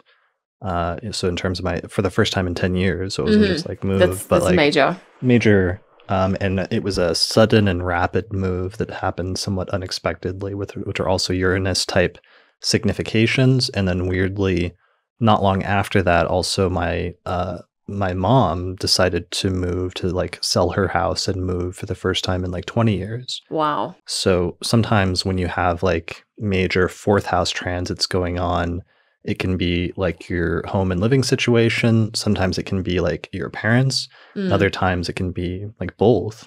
Yeah. So, yeah. Yeah, fourth house stuff will stir up family drama if there's family drama to be stirred. Yes. Sure. Family secrets if it's Pluto triggers, or the Uranus is like the surprises. But yeah, everything to do with family. Yeah. Yeah. And sometimes also qualifying or describing the native's parents and their relationship with their parents, and sometimes like how the parents act in the native's life, and whether they're a positive, like supportive influence, or whether the parents are somehow like a negative influence, or in some instances, like even if the parents are not around, like in some instances, like I've seen instances of where the native's parents didn't want them and like gave them up for adoption immediately, and that being a major factor in the birth chart of just like not knowing who the parents were and having a sort of sense of searching for that as part of their life. Yeah. In different permutations of that, depending on what planets are in the fourth house or what the ruler of the fourth house is doing. Yeah. And for it also has a lot to do with property, for acquiring property. If you know somebody who's in real estate, you know, as an agent, or maybe somebody who does landscaping or interior decorating sometimes. All that kind of stuff. There's almost always big fourth house stuff going on. Yeah. I know somebody that has the ruler of the 10th and the 4th, and they rent out like properties. They rent out land and homes and stuff like that. Yeah. I know a property developer that has Jupiter in the 4th ruling the 2nd. So they Jupiter improve the 4th, and then they get second house money from it. Yeah. Right. That's a great example. And sometimes you'll see like funny, weird permutations. Like I think in my book, I use an example of, I think it's like Tiger Woods, who has the ruler of the 4th and the 11th, or like the ruler of the 11th and the 4th. And he's named after like his father's friend or something like that. Oh, that's funny. Yeah. So there's like funny. Well, and so here's another example that came out recently. Dwayne "The Rock" Johnson has the ruler of the 10th in the 4th, and his dad and his grandpa were both wrestlers. So he's literally in the family business. Yeah. Yeah, that's a great example. I like that. So there's lots of different things. Classic one that comes up pretty frequently and is a pretty easy one to spot is sometimes like ruler of the 2nd house of your home and your living situation, and the 9th house of foreign places, and a person who ends up moving and living abroad for some significant part of their life, or sometimes when the ruler of the 9th is in the 4th. Yeah, like the 4th house, 9th house associations. Yeah. So obviously that's starting to drag us into other houses, which we don't want to get too far ahead of ourselves, but just giving some examples of different permutations of what do we mean specifically, and why is the home and the living situation or the parents, how can that be relevant in very specific or concrete ways in the native's life? Mm-hmm. Mm-hmm. Yeah, and I would say generally the fourth house does well with nice planets. Yes. It's the relationship of the planets to houses is complex and varies to some degree on a chart-by-chart basis. But there are very few circumstances where you can think of a Mars or Saturnian influence being super helpful in the fourth, right? Because you're not in that we're talking about a place that's supposed to be supportive and nurturing. Yes. We could have a Mars in the 10th where a person... the 10th being what a person aspires to, and some effort and hardness is relevant there. Whereas the fourth it's literally the support for the rest of the chart. And so generally speaking, soft planets do better there, or we experience soft planets as more beneficial there. Yeah. Another meaning of the fourth house that's less relevant in modern astrology, but I've noticed is emphasized a lot in traditional astrology, and I've come to think is really important, is the notion of the fourth house representing, generally speaking, the end of matters, back through that diurnal rotation thing that you were talking about, Kelly, where the first is like the beginning, and the 10th is the next phase, and the 7th is the winding down phase, and then finally you reach like the midnight part at the 4th. And so sometimes it can indicate the end of the matter, and sometimes in a lot of the traditional texts there were still associations with like death and the end of life with the 4th house. And that's something that I see come up surprisingly a lot, where it's the 8th house is not the only house that pertains to death, but the 4th house sometimes comes up as being relevant there as well. Yeah. Like, for example, like the 27 club with like musicians who've like the weird number of musicians that have passed away at 27. That's actually a 4th house perfection year. So the 4th house is activated when you're 27 years old. So it's not saying that everybody's going to die when they're 27, but we all made it through. Right. Yeah. Actually, I need to go back and think of that. It might have been a close one, but yeah. So that's a little tidbit just to think about in terms of other significations that are not commonly discussed, or that people don't often talk about with certain houses, but that might sometimes be important, especially if you start thinking about them symbolically, where the 4th house is the house that's furthest underneath the earth and is the most hidden. And I do, when we discuss, or when I teach inheritance, both psychic and physical, 4th and 8th is what I go to. The 4th, your parents, the home your parents provided is what you stand to inherit. Yes.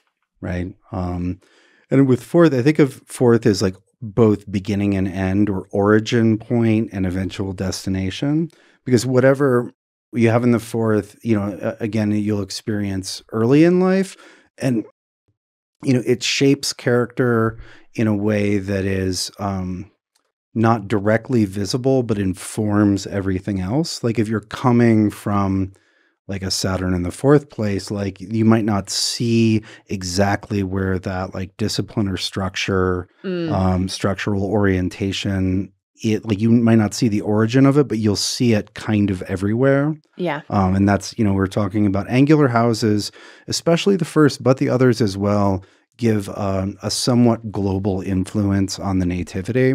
Like things echo out from all of the angular houses. Yeah, I think the idea of the 4th house being a base or a foundation of some kind is important, that if everything else sits on top of that, then everything else is somehow sort of permeated by or influenced by what's in that 4th house, or what, sign or planets are connected to it. Right. Another topic that's really important, that's more of a traditional topic, and I don't see emphasized as much in modern texts, but I've really grown to see as important, is the 4th house as being, if the 10th house is the most public part of the chart, the 4th house is the most hidden or private part of the chart. And so it's not just your private and your home life, but it can also indicate things that are hidden somehow, or things which are secret in the native's life. And so sometimes if you ever have to look at a chart where you're trying to qualify what would indicate that which is hidden or things having to do with secrecy, sometimes fourth house placements can be where to look for that. Absolutely. Yeah. Totally. Well, and what's interesting is the fourth is it's a hidden place that the native can see. The fourth is strongly configured to the rising. Yeah. The 12th might be something that's hidden, but it might be hidden from the native. You can't see Whereas it. the fourth is like, that's where I stash my things. Yeah. My secret and I hiding know where place. they are. Yeah. Yeah. Yeah. All right. So we could go into examples of that, but maybe that's sufficient for now for our purposes. Are there any other things that we want to mention about the fourth house before we move on to the fifth? I would just say that of the angular houses, the fourth is the most emotional. It's, again, because it's as a kid, right? It's the first is like, it's you and you grew up, but then you're the first house your whole life. Yeah. Whereas in a lot of ways you're especially subject to the conditions of the fourth when you're younger. And so planets which are there have an opportunity to impact you when you are very emotionally impressionable, and that people will tend to carry the shape of that impression for a very long time. Yeah, and that makes me think of the idea of agency, where planets in the fourth house, because they're affecting you so much when you are a child and you're not really driving your life at that point in time, you can be very affected by planets in the fourth house in a way that can feel out of control or potentially a little bit more difficult the younger you are. And then as you get older and you begin to have more agency over your life, you can contain or manage through your own choices some of the manifestations of those planets there. Yeah. If that makes sense. It makes me think of in some modern books, like they'll use an illustration of the fourth house of like a tree. And the fourth house is like where the roots of the tree are. And then the 10th house is sort of like the leaves and the top of the tree and the foliage. But absolutely. What's setting the basis of the foundation of that tree is the roots. And like, what are your roots and what was your foundation in life? Yeah. Yeah. And ancestry and ancestral your family concerns, lineage. That's all fourth house. Yeah. And that's a funny one because when that gets activated, when you have a fourth house transit or like a perfection year, I've seen people get really suddenly out of nowhere interested in like their ancestry and like looking up their what is it, like 20 Ancestry.com or 23andMe. 23andMe, like doing their like their genetic testing. Their genetic testing and finding out that they've got like a long lost sibling or like a half brother or something like that, or all sorts of weird things. There is a lot of that. The Ancestry.com and 23andMe when people are having fourth house activations. Definitely. Yeah, really interesting. Well, and I would say that the eighth, which is inheritance, it's usually that's if there's stuff in the eighth, that's what's relevant to you. But there's all there, because there's all sorts of ancestral stuff that's in it's all there in the fourth. Yeah. But it may or may not be super relevant to you. Yes. You may not inherit that vast estate or that propensity towards alcoholism, but it's still in the fourth. It's still, you are still aware of it and carry that as a legacy. But and so if you see strong eighth, fourth connections, that means that there's a lot of that's relevant. Yeah. That's a good one because one of the examples I use in my book is of I'm spacing out his name, Hemingway, who has the ruler of the sixth and the fourth, and he actually inherited a genetic disorder from his father's like family line. So when it comes to like the idea of fourth house and lineage and literally what you're getting from your family line or your father potentially was something that was like a negative thing or like an illness. Yeah. Yeah. And Firmicus goes wild when talking about the fourth in concerns to patrimony. Right. Right. Because that was a male inheriting system that he was writing in the middle of. Right. Yes. So and so he'll, if you've got this in the fourth, you'll squander your patrimony. If you do this, you won't get shit from them. If you do this, it's going to be amazing. Or, if this planet's here, it's going to be amazing. But he's very big on what will happen with the patrimony. With the patrimony. Yeah. Yeah. All right. Well, I think that's pretty good for the fourth house. What do you guys think? Yeah. It's just, I'd just like to underscore it's fundamental. Yeah. And so, in addition to the specific looking at specific topics like parents and property, it's also just going to affect the life in a somewhat global fashion. Sure. Especially if it also happens to be close to the IC. Yeah.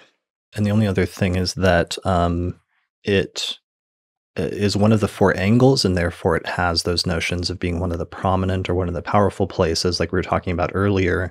But of the 4 angles, the 4th is thought to be the weakest of the 4 angles.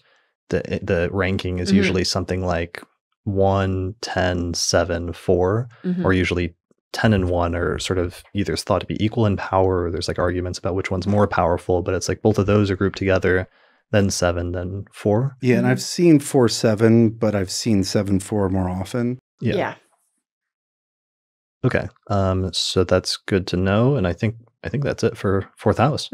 Yep. Cool. All right, let's transition into talking about the next house, the 5th house. So the 5th house is a succedent house that follows after the 4th. And so it has to do with notions of that which comes after, or that which is subsequent to the 4th house. In terms of significations, the 5th house is traditionally associated with children as its primary signification. But also traditionally in the medieval period, especially, you start getting associations with, since the 5th house is associated with children, the notion of like procreation gets tied into there. So the 5th eventually in the medieval and especially the Renaissance period becomes associated with sex. Then also because the 5th is said to be the place where Venus has her joy, and it is called the place of good fortune, in the medieval period, the 5th house becomes associated with pleasures. And then eventually in modern times, it gets associated also with notions of creativity. So I think those are core 5th house significations that are relatively common, at least in those 3 traditions of like ancient Hellenistic, medieval, and then modern. Would you guys say those are relatively solid or not contested? I think the only contested topic is the topic of sex, which in modern astrology is usually placed in a different house in the 8th. But as you mentioned, in the medieval period, they had it more with the 5th house. I always think of, Venus being in her joy there and it being the house of good fortune and the connections to the body. So the idea of just the nice things for the body, if you like. Right. Yeah. And the good things which come of it, which is babies, but, how do you get the baby in there to start with? Yeah. And there's a whole... Lots of practice. There's a whole history of that behind like the assignment of sex to different houses that's really tricky. And I think I dealt with it on one episode of the podcast. You did do an episode on that, yeah. I can't remember what episode it was, but it was like the earliest reference I can find is actually in Valens in the 2nd century. And he seems to associate sex with the 7th house because that's where you find the other and that's where you find the partner, the marriage partner. And it's also the place where the sky and the earth are sort of like coming together. So what he says is he associates it with like intercourse or intercoupling, which is probably coming out of that astronomical idea of just the sky and the earth coming together. Yeah. But then eventually in the medieval period, because of the joy of Venus being in the 5th, eventually the 5th house becomes the primary place of sex, especially by the Renaissance.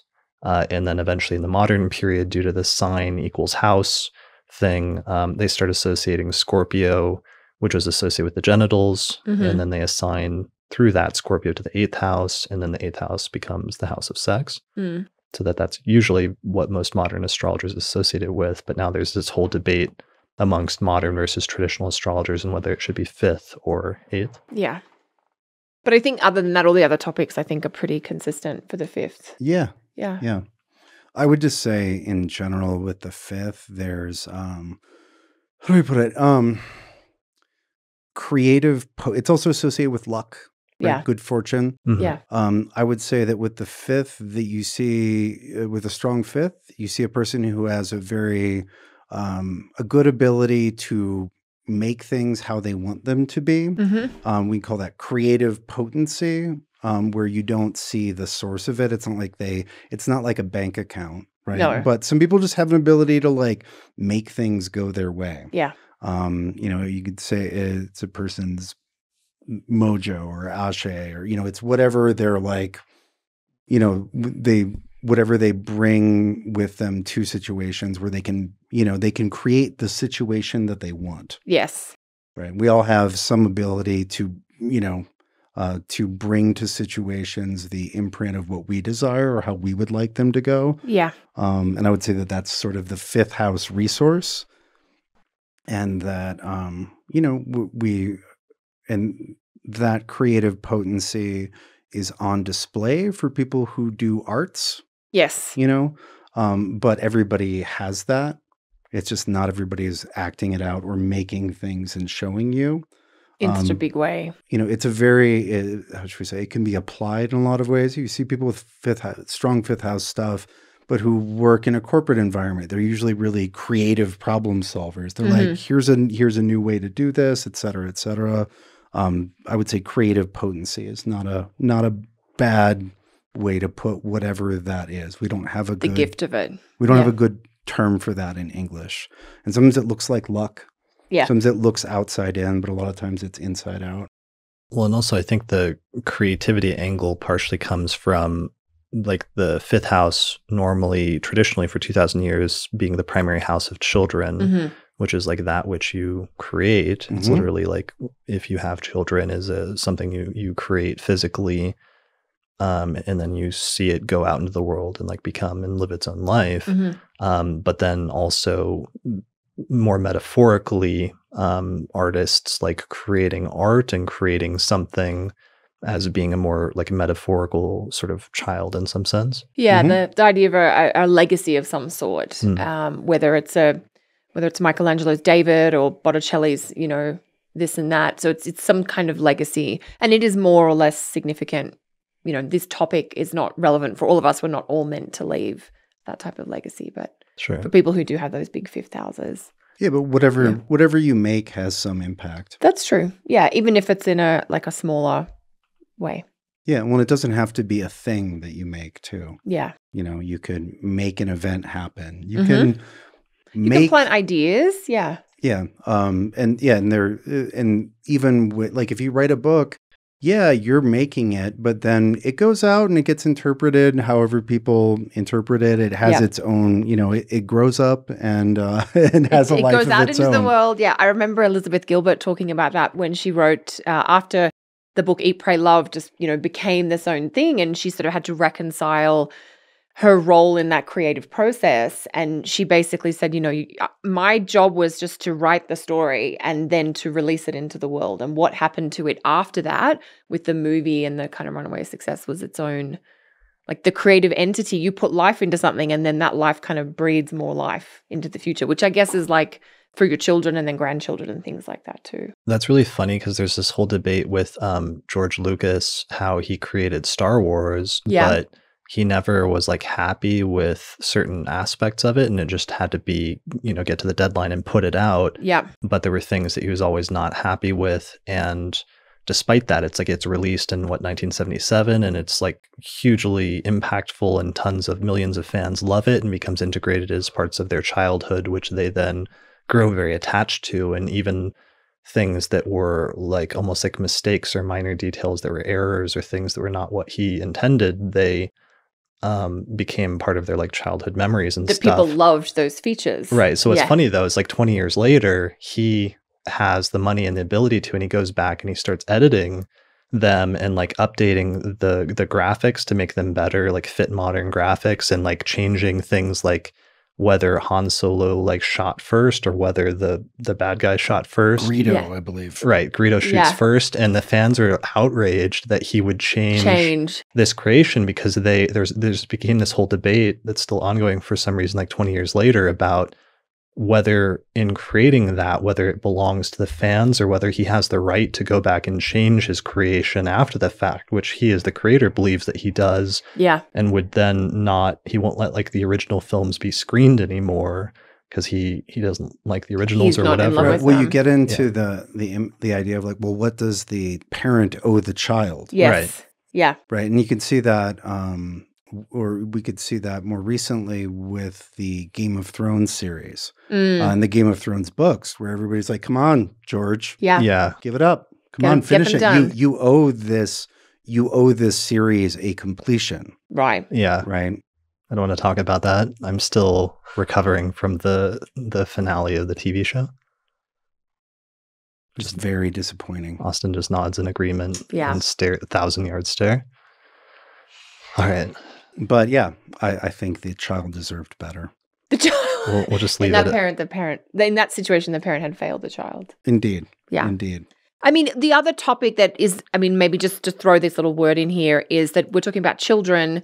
If you're looking in a chart and you want to define some of the chart's fertile potential from a physical conception perspective, that is something you would also look to the 5th house for. So fertility. Yeah. Yeah. Fertility. Well, and also like, what's your experience of being a parent? Yes. Right. Be like? Yeah. Attitude to parenting. Yeah. What kind of parent are you? So like Saturn in the 5th can sometimes, if very poorly placed, can indicate like an inability to conceive or have like difficulty having children, which could mean a wide range of different things. Yes. Yeah. Or a lot of times, if you have Saturn in the 5th, like the person will be a parent later. That's what I was going to say. Yeah, it can be limits or delays. Yeah. Yeah. And I didn't want to get too specific since there's a lot of different factors that go on. And so there are some other things. Out. Yeah, because there are a few other points in the chart that you would look at for fertility. You gotta look at the moon. The moon and the Jupiter. Lord of the Ascendant. And but the 5th house is one of those places. But you wouldn't do an analysis of if and when a person was going to have kids and whether that would be easy or hard or whatever. You wouldn't do an analysis like that without the 5th. Correct. You would have to include 5th house. You would have to do more than the 5th, but you would never leave out the 5th. It would be incomplete and incorrect if you did not look at the 5th. Yeah. Yeah. And the ruler of the 5th. The ruler of the 5th. Yeah. And then the ruler of the 5th, of course, can then tie the 5th house and the topic of children into other areas of the person's life in sometimes important or dramatic ways. Yes. Like I'm trying to think of different permutations of that, like the ruler of the 5th and the 10th, and like the native's career is somehow tied up with their children. Mm-hmm. The ruler of the 5th and the 11th, and somehow the idea of the friends are tied in with the native's children. Mm-hmm. Ruler of the 5th and the 3rd, and the siblings are tied in with the children for some reason. Yeah. And so, and just a simple example, a really good friend of mine who has a bunch of kids has sun and moon in the 5th. And he does lots of things, but one of the things he's really invested in and has put a ton of time and energy in is like being a really good dad. Yeah. And like makes decisions about, how much energy to put into professional this or whatever, like is like, is that going to make me a worse dad? Yeah. Right? Like, can I be the father that I want to be? And so, it's like, person's got sun and moon there. So that's a really important thing to him. Hugely so. Sure. Yeah. Yeah. So important placements or a preponderance of placements in the 5th house can simply indicate something like children will be a major topic in your life one way or another. Absolutely. Yeah. And, people, lots of people have kids. That experience is not equally important to everyone. Right. Mm-hmm. And if it's not the most important thing to you, that doesn't mean you're bad at parenting. No. You can have people who are terrible parents, but that was a really important experience to them. Yeah. Right. Yeah. But if you have a bunch of stuff in the 5th, like that process, either of, it could be writing novels or it could be having kids, but that process of creating and then that going out into the world and the impact of that's really important. Hugely so. Yeah. Something you brought up earlier that I want to return to really quickly is the idea, because it becomes important at this point once you get to the 5th, and then it's going to become a recurring theme in at least for 3 or 4 more houses, which is the 5th house, once we get to it, is the first house that's overtly positive and is called the place of good fortune. Yes. And in calling it good fortune, the term that was used in Greek was touke, which means fortune or luck. And you mentioned that idea of luck. But one facet of luck that I want to mention that's really important is that which is outside of the control of the native. So we've talked about like creativity and the creative process and that which is within your control, but there's also things in life that we have to recognize, and it's especially important to recognize when we're going through the houses. There's things that are within the native's control that they have some agency over, but there's also things in a person's life that are outside of their control that they don't necessarily have agency over, and obviously plenty of shades of gray in between. But the 5th house is one of the first houses where once you get there, when you find planets placed in the fifth house, they can have a way of improving them in a qualitative manner to indicate that the topics associated with them will tend to be more fortunate than if they were placed in other houses, like the 6th or the 12th, for example, where if you have the ruler of a house placed in the 6th or 12th, it may indicate more problems or external difficulties that are outside of the person's control with the topics associated with that ruler, versus if you have the ruler of a house in the 5th house, it can indicate that just things tend to go a little bit better for that planetary ruler than compared to where they could be placed otherwise. Yeah, absolutely. And one of the interesting and seemingly contradictory, but not actually contradictory things is that generally speaking, if you are in fortunate circumstances, you generally have more control over your environment. Yes, that's true. That's the thing about good fortune actually gives you situations where you have more agency. Yeah. Right. And there's a little bit of chicken and the egg, but if someone's like, hey, here, you don't have to worry about money anymore. You're like, oh, great. Now I can do like 30 different things that I couldn't do. Or I can write that book or what have you. I can have those extra children. Yeah. Yeah. But it's definitely like some road rising up to meet you. Yeah. Or if you have good health, for example, something that you can take for granted if you have it. But if you don't, that's when you realize how precious it can be. Yep. Absolutely. Yeah. Yeah. All right. Other fifth house topics that we haven't touched on besides. So here's one thing. So I've seen the fifth associated with students, not general, not in the sense of like every student is a fifth house topic, but if you are a teacher and you're not just like teaching a quick class, but if you have, well, let's say that you're a carpenter and you have an apprentice who you teach for several years, that person will show up in your fifth house because you've taught them their craft. Right. They're part of your legacy, et cetera, et cetera. And so whenever you have activities where there's, any sort of real lineage, which is what children are in the most literal way, that'll ping your fifth house significations. Okay. Yeah, I could see that. I haven't studied that a lot myself. Like you've studied more traditions that are where lineage is like really important. But I can definitely see conceptually, like that just goes back to the reason why astronomically the fifth should signify children just independently, is because if the 4th house represents your family, in your family, basically your parents, and that's the angle, and then the 5th house is the house it's the succedent house that follows after the 4th, then the 5th house should signify that which follows after the 4th house in terms of which would then mean your lineage. Right. That's a nice way to think about it. Yeah. And I think that's how way back in like the 1st century in the Asclepius, what I call the Asclepius text, that how they ended up assigning the 5th house to children in the first place is based on that conceptual premise. But I could see taking that premise and then applying it to other things just symbolically. Well, yeah, like you have your foundation, and what do you create from that, right?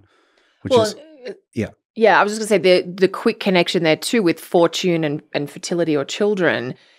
Up until very recently with modern science, you were either blessed with a lot of children or not. There were, it was something that was the luck of the draw almost. You either were able to easily have a bunch of kids and they survived childhood, because back in the day that was not something that happened a lot. So I think that you can sort of see some of those concepts, would have been considered a great blessing for your home, your 4th house, to be filled with children. Yeah, right. Then you have more workers to go in your field or farm your land or whatever. Sure. Yeah. Yeah, I mean, that's what I want to have children for. I mean, it's not what we do today. I don't know. Well, since we moved down to the country, we could use some hard workers. work. Right. Yeah. Someone to clear the brush or something. Yeah. I know that sounds crazy to us today, but it doesn't sound crazy. Yeah, or you had to marry them off to form alliances and right. Yeah. But going back to that, because I think this is really important, worth not dwelling on a lot, but just mentioning in passing really quickly, but that idea of coming to the topic of children by saying that the 5th house should be that which follows after the 4th. Right. Like that's an underlying conceptual principle where you can see then why they got to the idea that children should be assigned the 5th. But also if you can do that, if you can go back to the original conceptual principles, then you can find other significations that could be associated with certain houses. Mm-hmm. And that's kind of important in modern times where sometimes we do have new dynamics or new experiences that maybe didn't exist 2,000 years ago, but symbolically you might still be able to assign to a house as long as you understand the underlying conceptual structure that it was based on. And I think that's important to talk about because there's always this tension between, on the one hand, sticking with the inherited tradition and like this system that's been passed on for 2,000 years that works pretty well, but also occasionally updating it or adding to it or revising it in different ways, very carefully and deliberately and with some reverence. In accord with the principles. Right. Right. You can get reasonably far by memorizing a list of the correct topics, but understanding why those topics are associated with it. And, there's not very much that's genuinely new under the sun. But for example, where's my website? Yes. Right. Like there's not a good precedent for that. It will not be in Valens. Yeah. Yeah. But if you understand the essence of what a website does and what the different houses are, then you can connect by the principles is what you're saying. Right. Yeah. Or like what does it look like if a person has a job as like a therapist? Yeah. Mm-hmm. Yeah. Yeah. They work like one-on-one, having dialogues with other people, and you'll see with that certain show up. types of subject matter. Yeah. You'll see that show up in like the 7th house. Or what does somebody that does accounting, what does that look like? Or what house might that show up in? Well, there've been accountants for a long time. Yeah, I was like, they would have had them. Sure. But I believe there was a specific subgenre of scribe. Right. Okay. Yes. I see it show up surprisingly in the 8th house a lot. Oh yeah, accountancy is totally 8th house. Other people's money. Yeah, and their job is often to, it's 100% 8th house. And sometimes you see therapists in the 8th house too. Yep. Okay. Yeah, because that's dealing with the... Yeah, I actually see a malefic in the 8th, ruling the 10th with like some nice caring stuff connected to it, but it's literally dealing with other people's problems for a living. Yeah. Okay. Yeah, the funny thing with like being a therapist, it is a 7th house style relationship, the one-on-one type of thing. The material that you're dealing with is 8th housey in nature. Yeah, and it's generally malefic. Of course, because we're talking about disorders or things that, anyway, we're getting into the 8th house now. That's video part 2. It'll tie us actually into the 6th house because we're going to come headlong into that. Straight, of course. So we could go from good fortune to bad fortune. Yeah, exactly. So I guess one last thing. So as you said earlier, this is the first house that's like blatantly good. Right. Yeah. And it is configured by trine to the ascendant. Yeah. Yeah. And that's which really is important. Our happiest aspect. The most positive aspect. And it's one of the most positive houses. It's a succedent house. Not quite as powerful as an angle, but it has that very positive, very strong tie into the first house through the trine.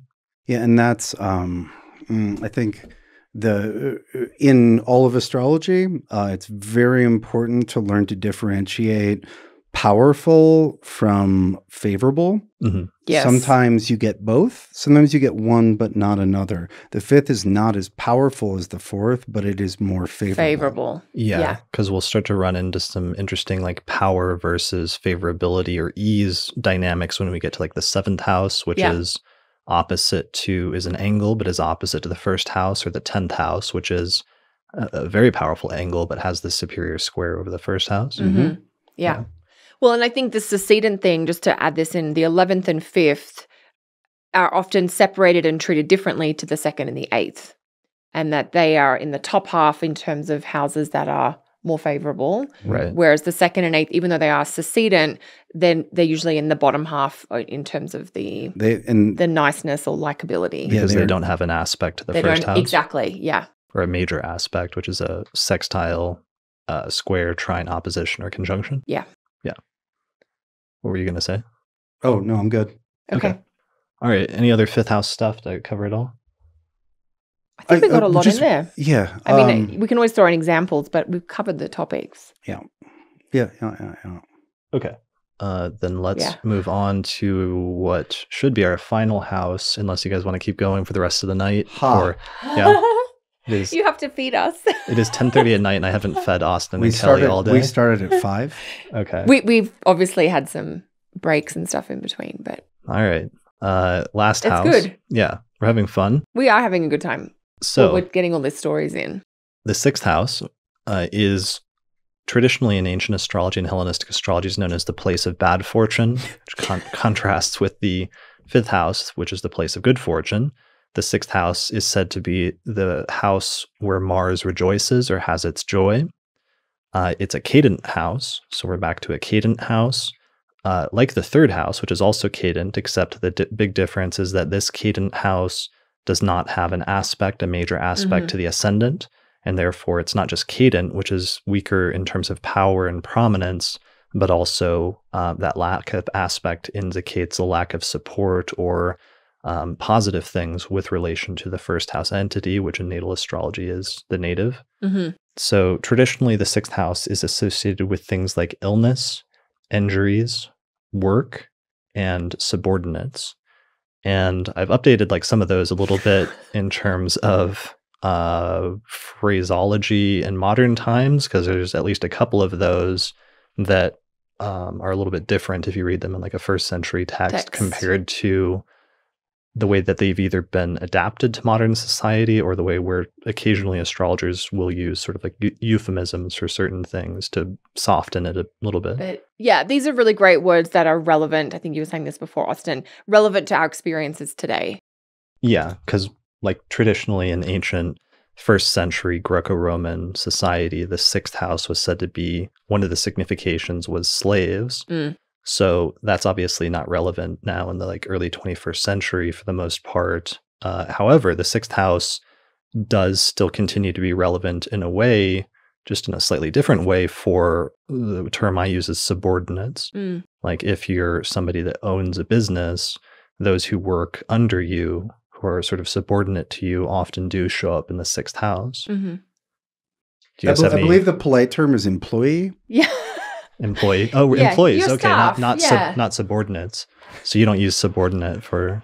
I mean, I would usually say employee. I would say staff, and I think that applies in both a professional and a personal situation in terms of if you have a business and you have staff, or, you know, some people when they run their home have a gardener or a cleaner or what have you, and I think they would be 6th house employees. Okay. Yeah. All right. Well, that's way better.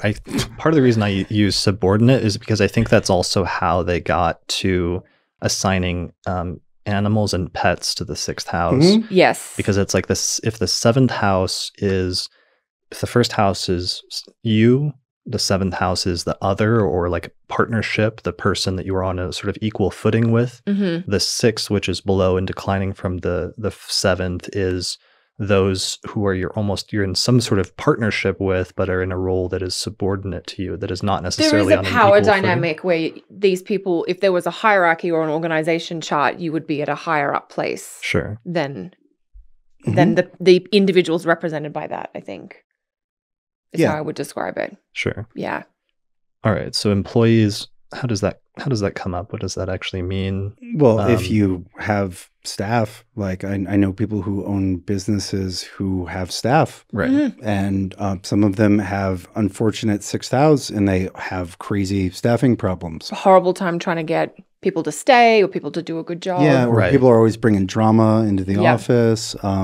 Like if you hire people to do things, then your 6th house becomes much more relevant in terms of these significations. Yeah. And if you have a good 6th house, then you might be able to find someone who is really talented or fits exactly what you're looking for. Yeah, exactly. That'll be much easier for you. Yeah. Yeah. And sometimes one of the things that's funny that comes up is even though some of the placements in a chart can indicate ongoing or recurring themes in a person's life, sometimes certain placements can indicate events that are like one-time events. A one and done. Yeah, just like a one-time, but a major event in the person's life that somehow comes to define it in some way. That so if somebody wrote a biography about your life, they would like mention this episode where this one thing happened that was an important or pivotal turning point. So let's say like a 6th house matter where the 6th house got activated, but it was really bad. And let's say you owned a business, but you hired somebody and they did something really terrible and it caused your entire business to go under or something like that due to an employee, versus, let's say, another situation where you hired this one person and that one person invented this new product that caused your business to take off and suddenly become wildly successful, which never would have happened if you hadn't hired that one person. Yeah.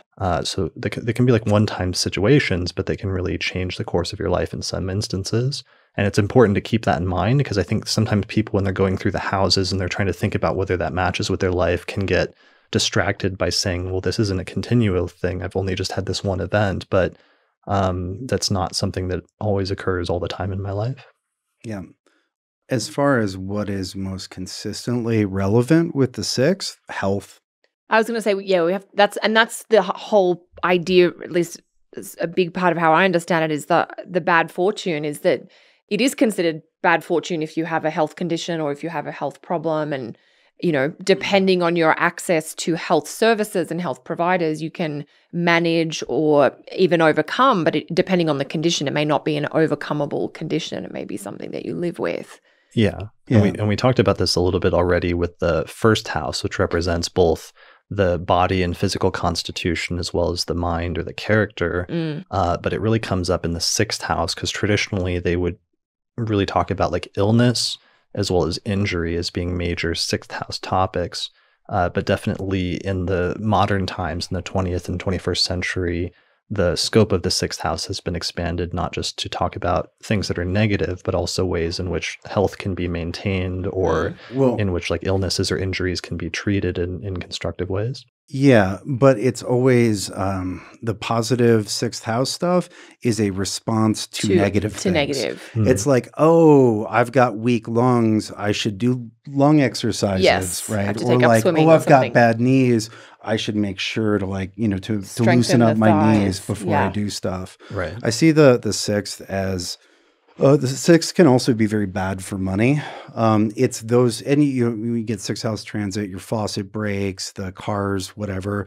It's those things which eat away at the physical stuff in your life. Stability. It's, to a certain degree, it's a little bit of a place of entropy, where it's like, if you don't take care of your body, it's going to fall. Actually, it's going to fall apart anyway. It is going to fall apart faster. Yeah. But like, if you don't take care of if you don't pay your bills on time, they're going to shut your lights off. Yeah. And so this is the Mars joy there. The in many ways, the best solution to the constant threat of entropy is to just take care of it. Like do a thing. You do your yoga, you make sure that you pay the bills on time. You repair that step so you don't fall down it and crack your skull. The sixth house stuff requires a response in order to keep the natural entropy of material being from becoming a negative event. And for health, I think a useful simplification that's not an oversimplification is the first house is kind of like your hit points, and then the sixth house is how much damage you're taking, or your relative to what degree you have immunized or addressed the factors which would attack you and do damage. Anyway. Yeah, and I think that's the key, is that one thing that confuses students is the first house seems to be about the body and somehow kind of connected to health, but so is the sixth. It is the problem, or what is hurting the body, if you like, is going to come out of the sixth house in some way, usually speaking. Sure. Yeah. And so if you have a planet that maybe it does a bunch of great stuff for you, but it also rules the sixth, when that planet gets stimulated by transit or activated by Time Lord, whatever, it'll cause a flare up of whatever your flare ups look like. Yeah. And so the ruler of the sixth takes on the disease or injury delivery responsibilities. It might be Venus, and it might be in a beautiful position, and it's also delivering, flowers and art and good times. But it's got that job because it rules the sixth house. It's also causing a problem with sugar metabolism or diabetes or something along those lines. Because both Venus and Jupiter, even though they are benefics, if they are connected to the sixth house, can still cause a problem in your body. It may not be, the Mars problem, which can be like an accident or a surgery or what have you. But yeah, Venus and Jupiter can still interfere with the good functioning of the physical. Yeah. And any planet that rules the sixth takes that on. Yeah. Sure. Yeah. And I do think there's a tendency for the 6th house to be more bodily type issues in terms of injuries or illnesses, whereas the 12th house has some connection as well, but can sometimes tend to be more, can also be more like afflictions of the mind, like they call it. 100%. 100%. Yeah, at a really simple level, you can just say, if you're looking for mental health, look at the 12th first. And then if you're looking for challenges to the mental health, 12th, challenges to the physical health, 6th. Yeah. And there's more to it than that, but that's not a bad starting place. I do concrete challenges or problems with the 6. It's visible problems. That's actually, I think that's what's on my handout is visible problems. Yeah. Like, oh. In the material. Yeah, you're like, oh, my back hurts. Yeah. Right. Whereas the 12th is like, I'm just not happy. Yeah. Or I'm not sleeping well and I'm just not sure why. Yeah. There's more of an abstract, hard to pin down. Or the 6 is like, yeah, I cut my hand I burned my hand making pizza. Yeah. Yeah. And part of the reason I think for that is that the 6th is still below the horizon in that bottom half of the chart, which is more of the lunar hemisphere where the moon, has its joy in the 3rd. And the nocturnal planets, because that was something we didn't even mention at all, that is the joy the sect orientation. Yeah, the planetary joys, the nighttime or nocturnal planets all have their joys in the bottom half of the chart because that's under the Earth. So the moon in the 3rd, Venus in the 5th, and Mars in the 6th. And then the daytime or diurnal planets have their joys up in the top half of the chart. In the day. In the Sun to the 9th, Jupiter to the 11th, and Saturn to the 12th. But I think this sets up a basic mind-body duality where mind and spirit tend to be in the top half and body tends to be in the bottom half. And I think that's why originally in the very first sort of system of significations, why they assigned both body and mind to the first house, because with whole sign houses, part of it is above the horizon and part of it is below. So it's really a little bit of both. And that's what the body, and that's what you are in some ways. Well, in a way that I think will be increasingly clear in part 2. Yes. The significations of the first 6 houses are all embodied. Yes, they're all in that tangible material. Neighbors and having stuff and having the physical house that you live in and making stuff and having kids. Yeah, straight out of your body. Having your back hurt. Like those are all very embodied experiences. Yeah. Yeah. So we talked about illness. Sometimes injury can come up, and that can be like an acute injury. And the need for surgeries and things can come up with 6th house as well. Sure. Yeah. And so it's worth contrasting the 6th and injury and ill health with the 8th, because the 8th is the house of death. Yes. Right. And so the 6th tends to be systemic weaknesses, accidents, but generally, the 6th by itself won't kill you. No, it's the shit you got to deal with, but you can usually recover from it. Yeah, it can make you on. sick, et cetera, et cetera. But the 8th is the house of death, right? Yeah. So, feeling bad and, having a busted, shoulder is not the same thing as death. No. Yeah. Yeah. It's not the same as like the cessation of life, which is the 8th. Mm-hmm. Yeah. Mm-hmm. So other types of injuries, though, just to make sure we're clear, things like, like a car accident or something and injuring your back, or going skiing and hitting a tree or something like that. Yeah. Like sudden acute injuries, like breaking a bone or something. Mm-hmm. Yeah, I'm just thinking about my perfections and when I've broken bones. Yeah. My last 6th house perfection year, I had some trepidation over, but I ended up starting going to the gym.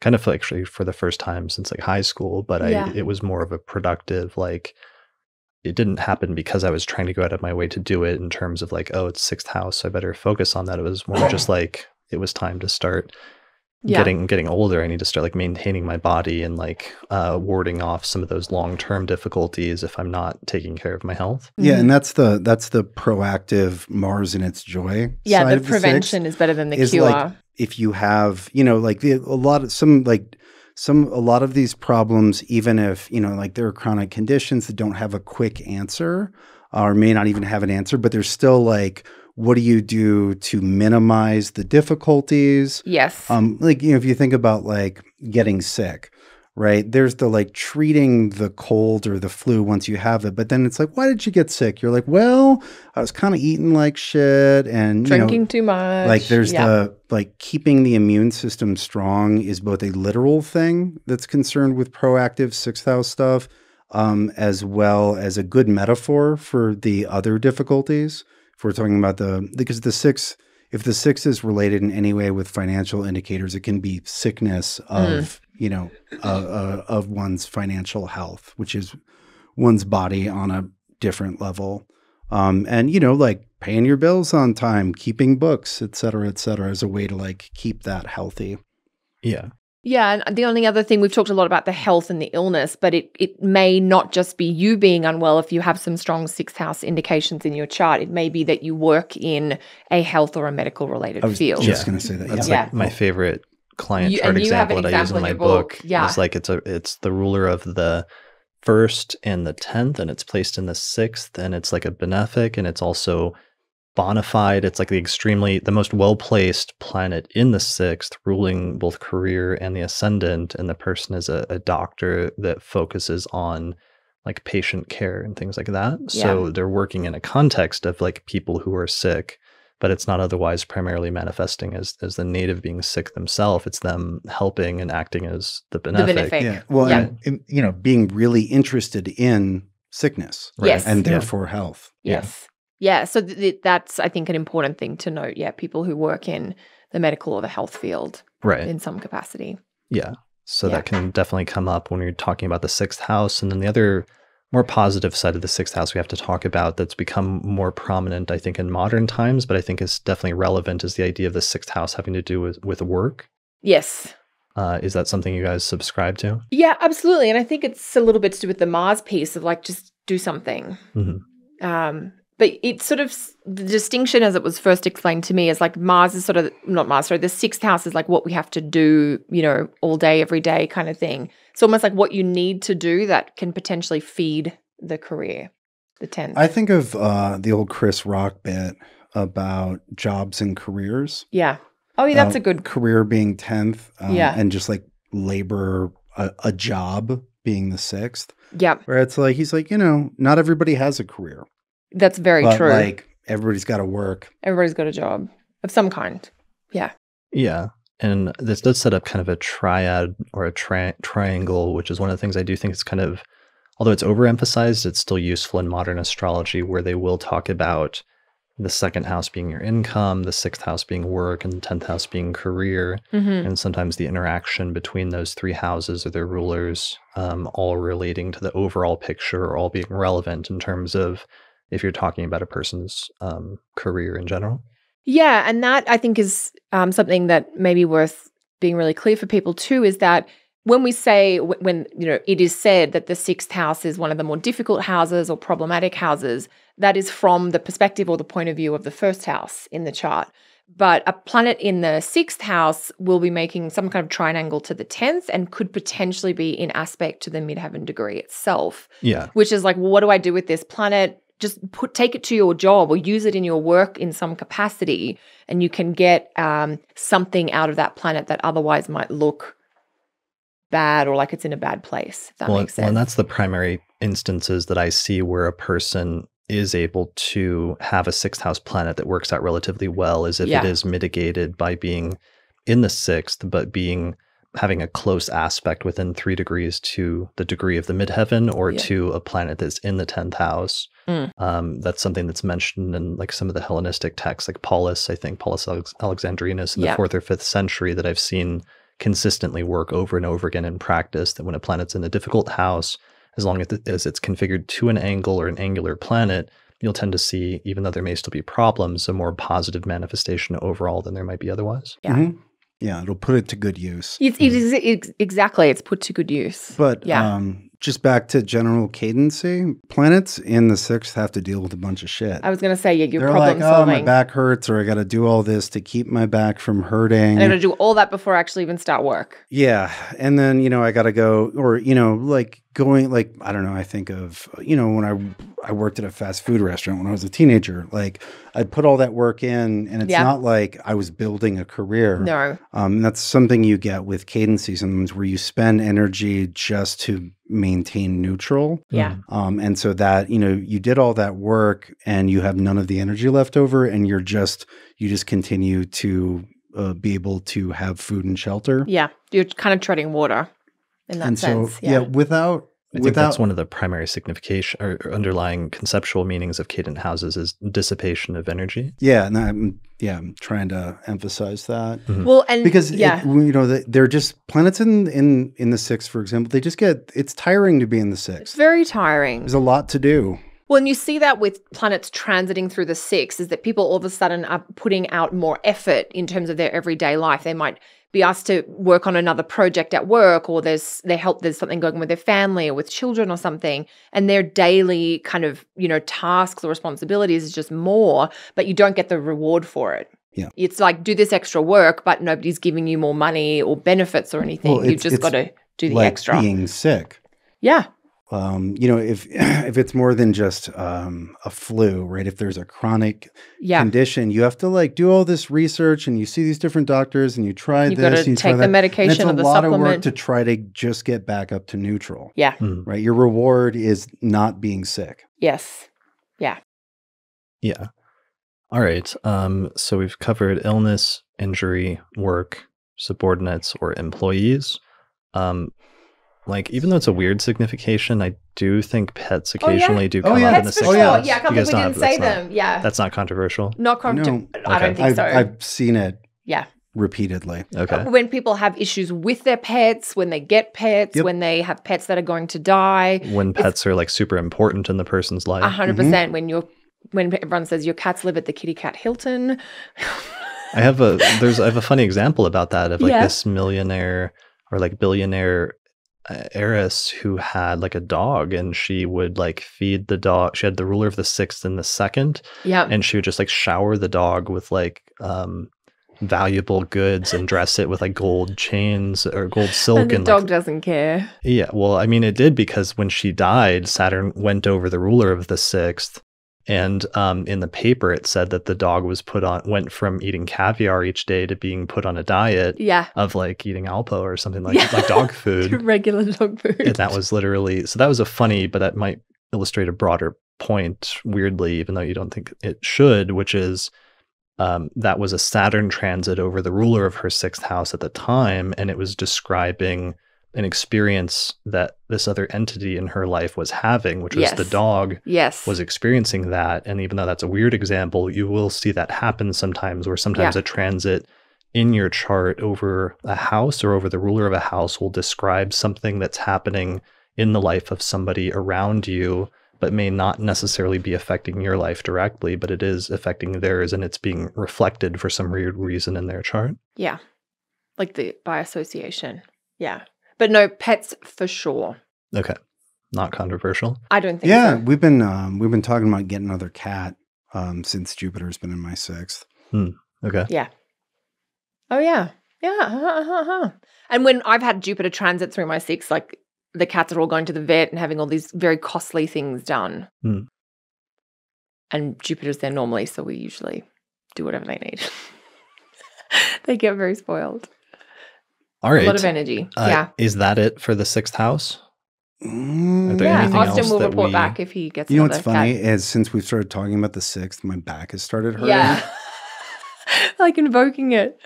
I think I've just kept you guys up too late tonight, and you're starting to fall apart. So maybe it's time. Well, we're aging now. You know that. We're not spring chickens. Yeah. Well, I'm still quite young in my mid-30s. You are. You're much younger than us. Right. Old fuddy duddies over here. All right. I think that's it, guys, in terms of this. This is part one of our two-part series on the significations of the 12 houses. We made it through houses 1 through 6. So plus all the conceptual. Yeah, we got all the conceptual stuff out of the way, which took more time. So part 2 will be a little bit faster, although we get to some interesting houses. There's some good houses, Yeah. Yeah. So still plenty to go through. So I did want to mention and plug really quickly, because all of us teach stuff on this. We're all doing this off the top of our heads because we've been teaching it and doing consultations and classes and lectures on all of this for years and years now. Kelly, do you have classes and like lectures and stuff on the houses? Yeah, I have my practical beginner astrology course, which is a 6-part training, goes into the houses. And I've also recently did a webinar called Rulership of the Houses for Beginners. So if anybody is struggling to get their head around the whole, what is this ruler of a house business and how does that factor in? I've got a webinar and they're just all on my website, kellysastrology.com. Okay. Yeah. Austin, what about you? Yeah, houses is one of the modules in my year 1 program, and the set of recordings of me doing houses is also available as an independently purchasable module. Okay. Excellent. And what's your website? My website is austincoppock.com. Brilliant. And I, of course, wrote a book, Hellenistic Astrology, The Study of Fate and Fortune. And when I say available in fine bookstores everywhere, I just mean go to Amazon and buy it. I was going to say, you just mean Amazon. Yeah, basically Amazon. It's like 600-700 pages, and it has a whole section on the origins of the significations of the houses, planets in houses, the rulers of houses. And it's a very good section, actually, the rulers of the houses. Yeah, thank you. Yeah. I appreciate that. I have a bunch of delineations from Artorius that show you the earliest, all the way from the 7th century delineations of what it means for the ruler of one house to be in another house from literally the earliest source that survives on that. So that chapter alone is very useful for this topic. And then I also teach an online course on Hellenistic astrology where I have multi-hour lectures that go through and show hundreds of example charts that I've found of different permutations of the ruler of like the 7th house and the 10th. And here's a client chart with that, or here's a celebrity example with that, and so on and so forth. Because that's the thing with the 12 houses is once you have a good grasp of them, when you start playing around with the rulers of the houses, like that's where astrology just gets so magical and so unique and personal, because you can, of course, assess that but you can take the signs out and just look at how the topics in life get connected based on where the rulers of the houses are. Yeah. And that is like a whole piece in and of itself that has only been discussed in the last maybe 15 or 20 years as the traditional revival has happened. Yeah, exactly. Yeah. So that's very important. And you can find out more information about my Hellenistic astrology course at courses.theastrologyschool.com. All right, guys. Thanks for joining me tonight. Let's go get some food somewhere, and then we'll be back tomorrow to do part 2. Yes. Thanks, everyone, for watching. Bye. Awesome. Thanks for all the listeners. Thanks to all the patrons who support us through our page on Patreon. And thanks for listening to this episode. So we'll see you again next time. Thanks to the patrons and sponsors who helped to support the production of this episode of the podcast through our page on patreon.com, including patrons Christine Stone and Nate Craddock, as well as the AstroGold astrology app available at astrogold.io, the Portland School of Astrology at portlandastrology.org, the Honeycomb Collective Personal Astrological Almanacs at honeycomb.co, and also the International Society for Astrological Research, which is hosting an astrology conference in Denver, Colorado, September 10th through the 14th, 2020. And you can find out more information about that at esar2020.org. And the Northwest Astrological Conference, which is happening in Seattle, May 21st through 25th, 2020. And you can find out more information about that at norwac.net. For more information about how to sign up to become a patron of the podcast, go to patreon.com/astrologypodcast.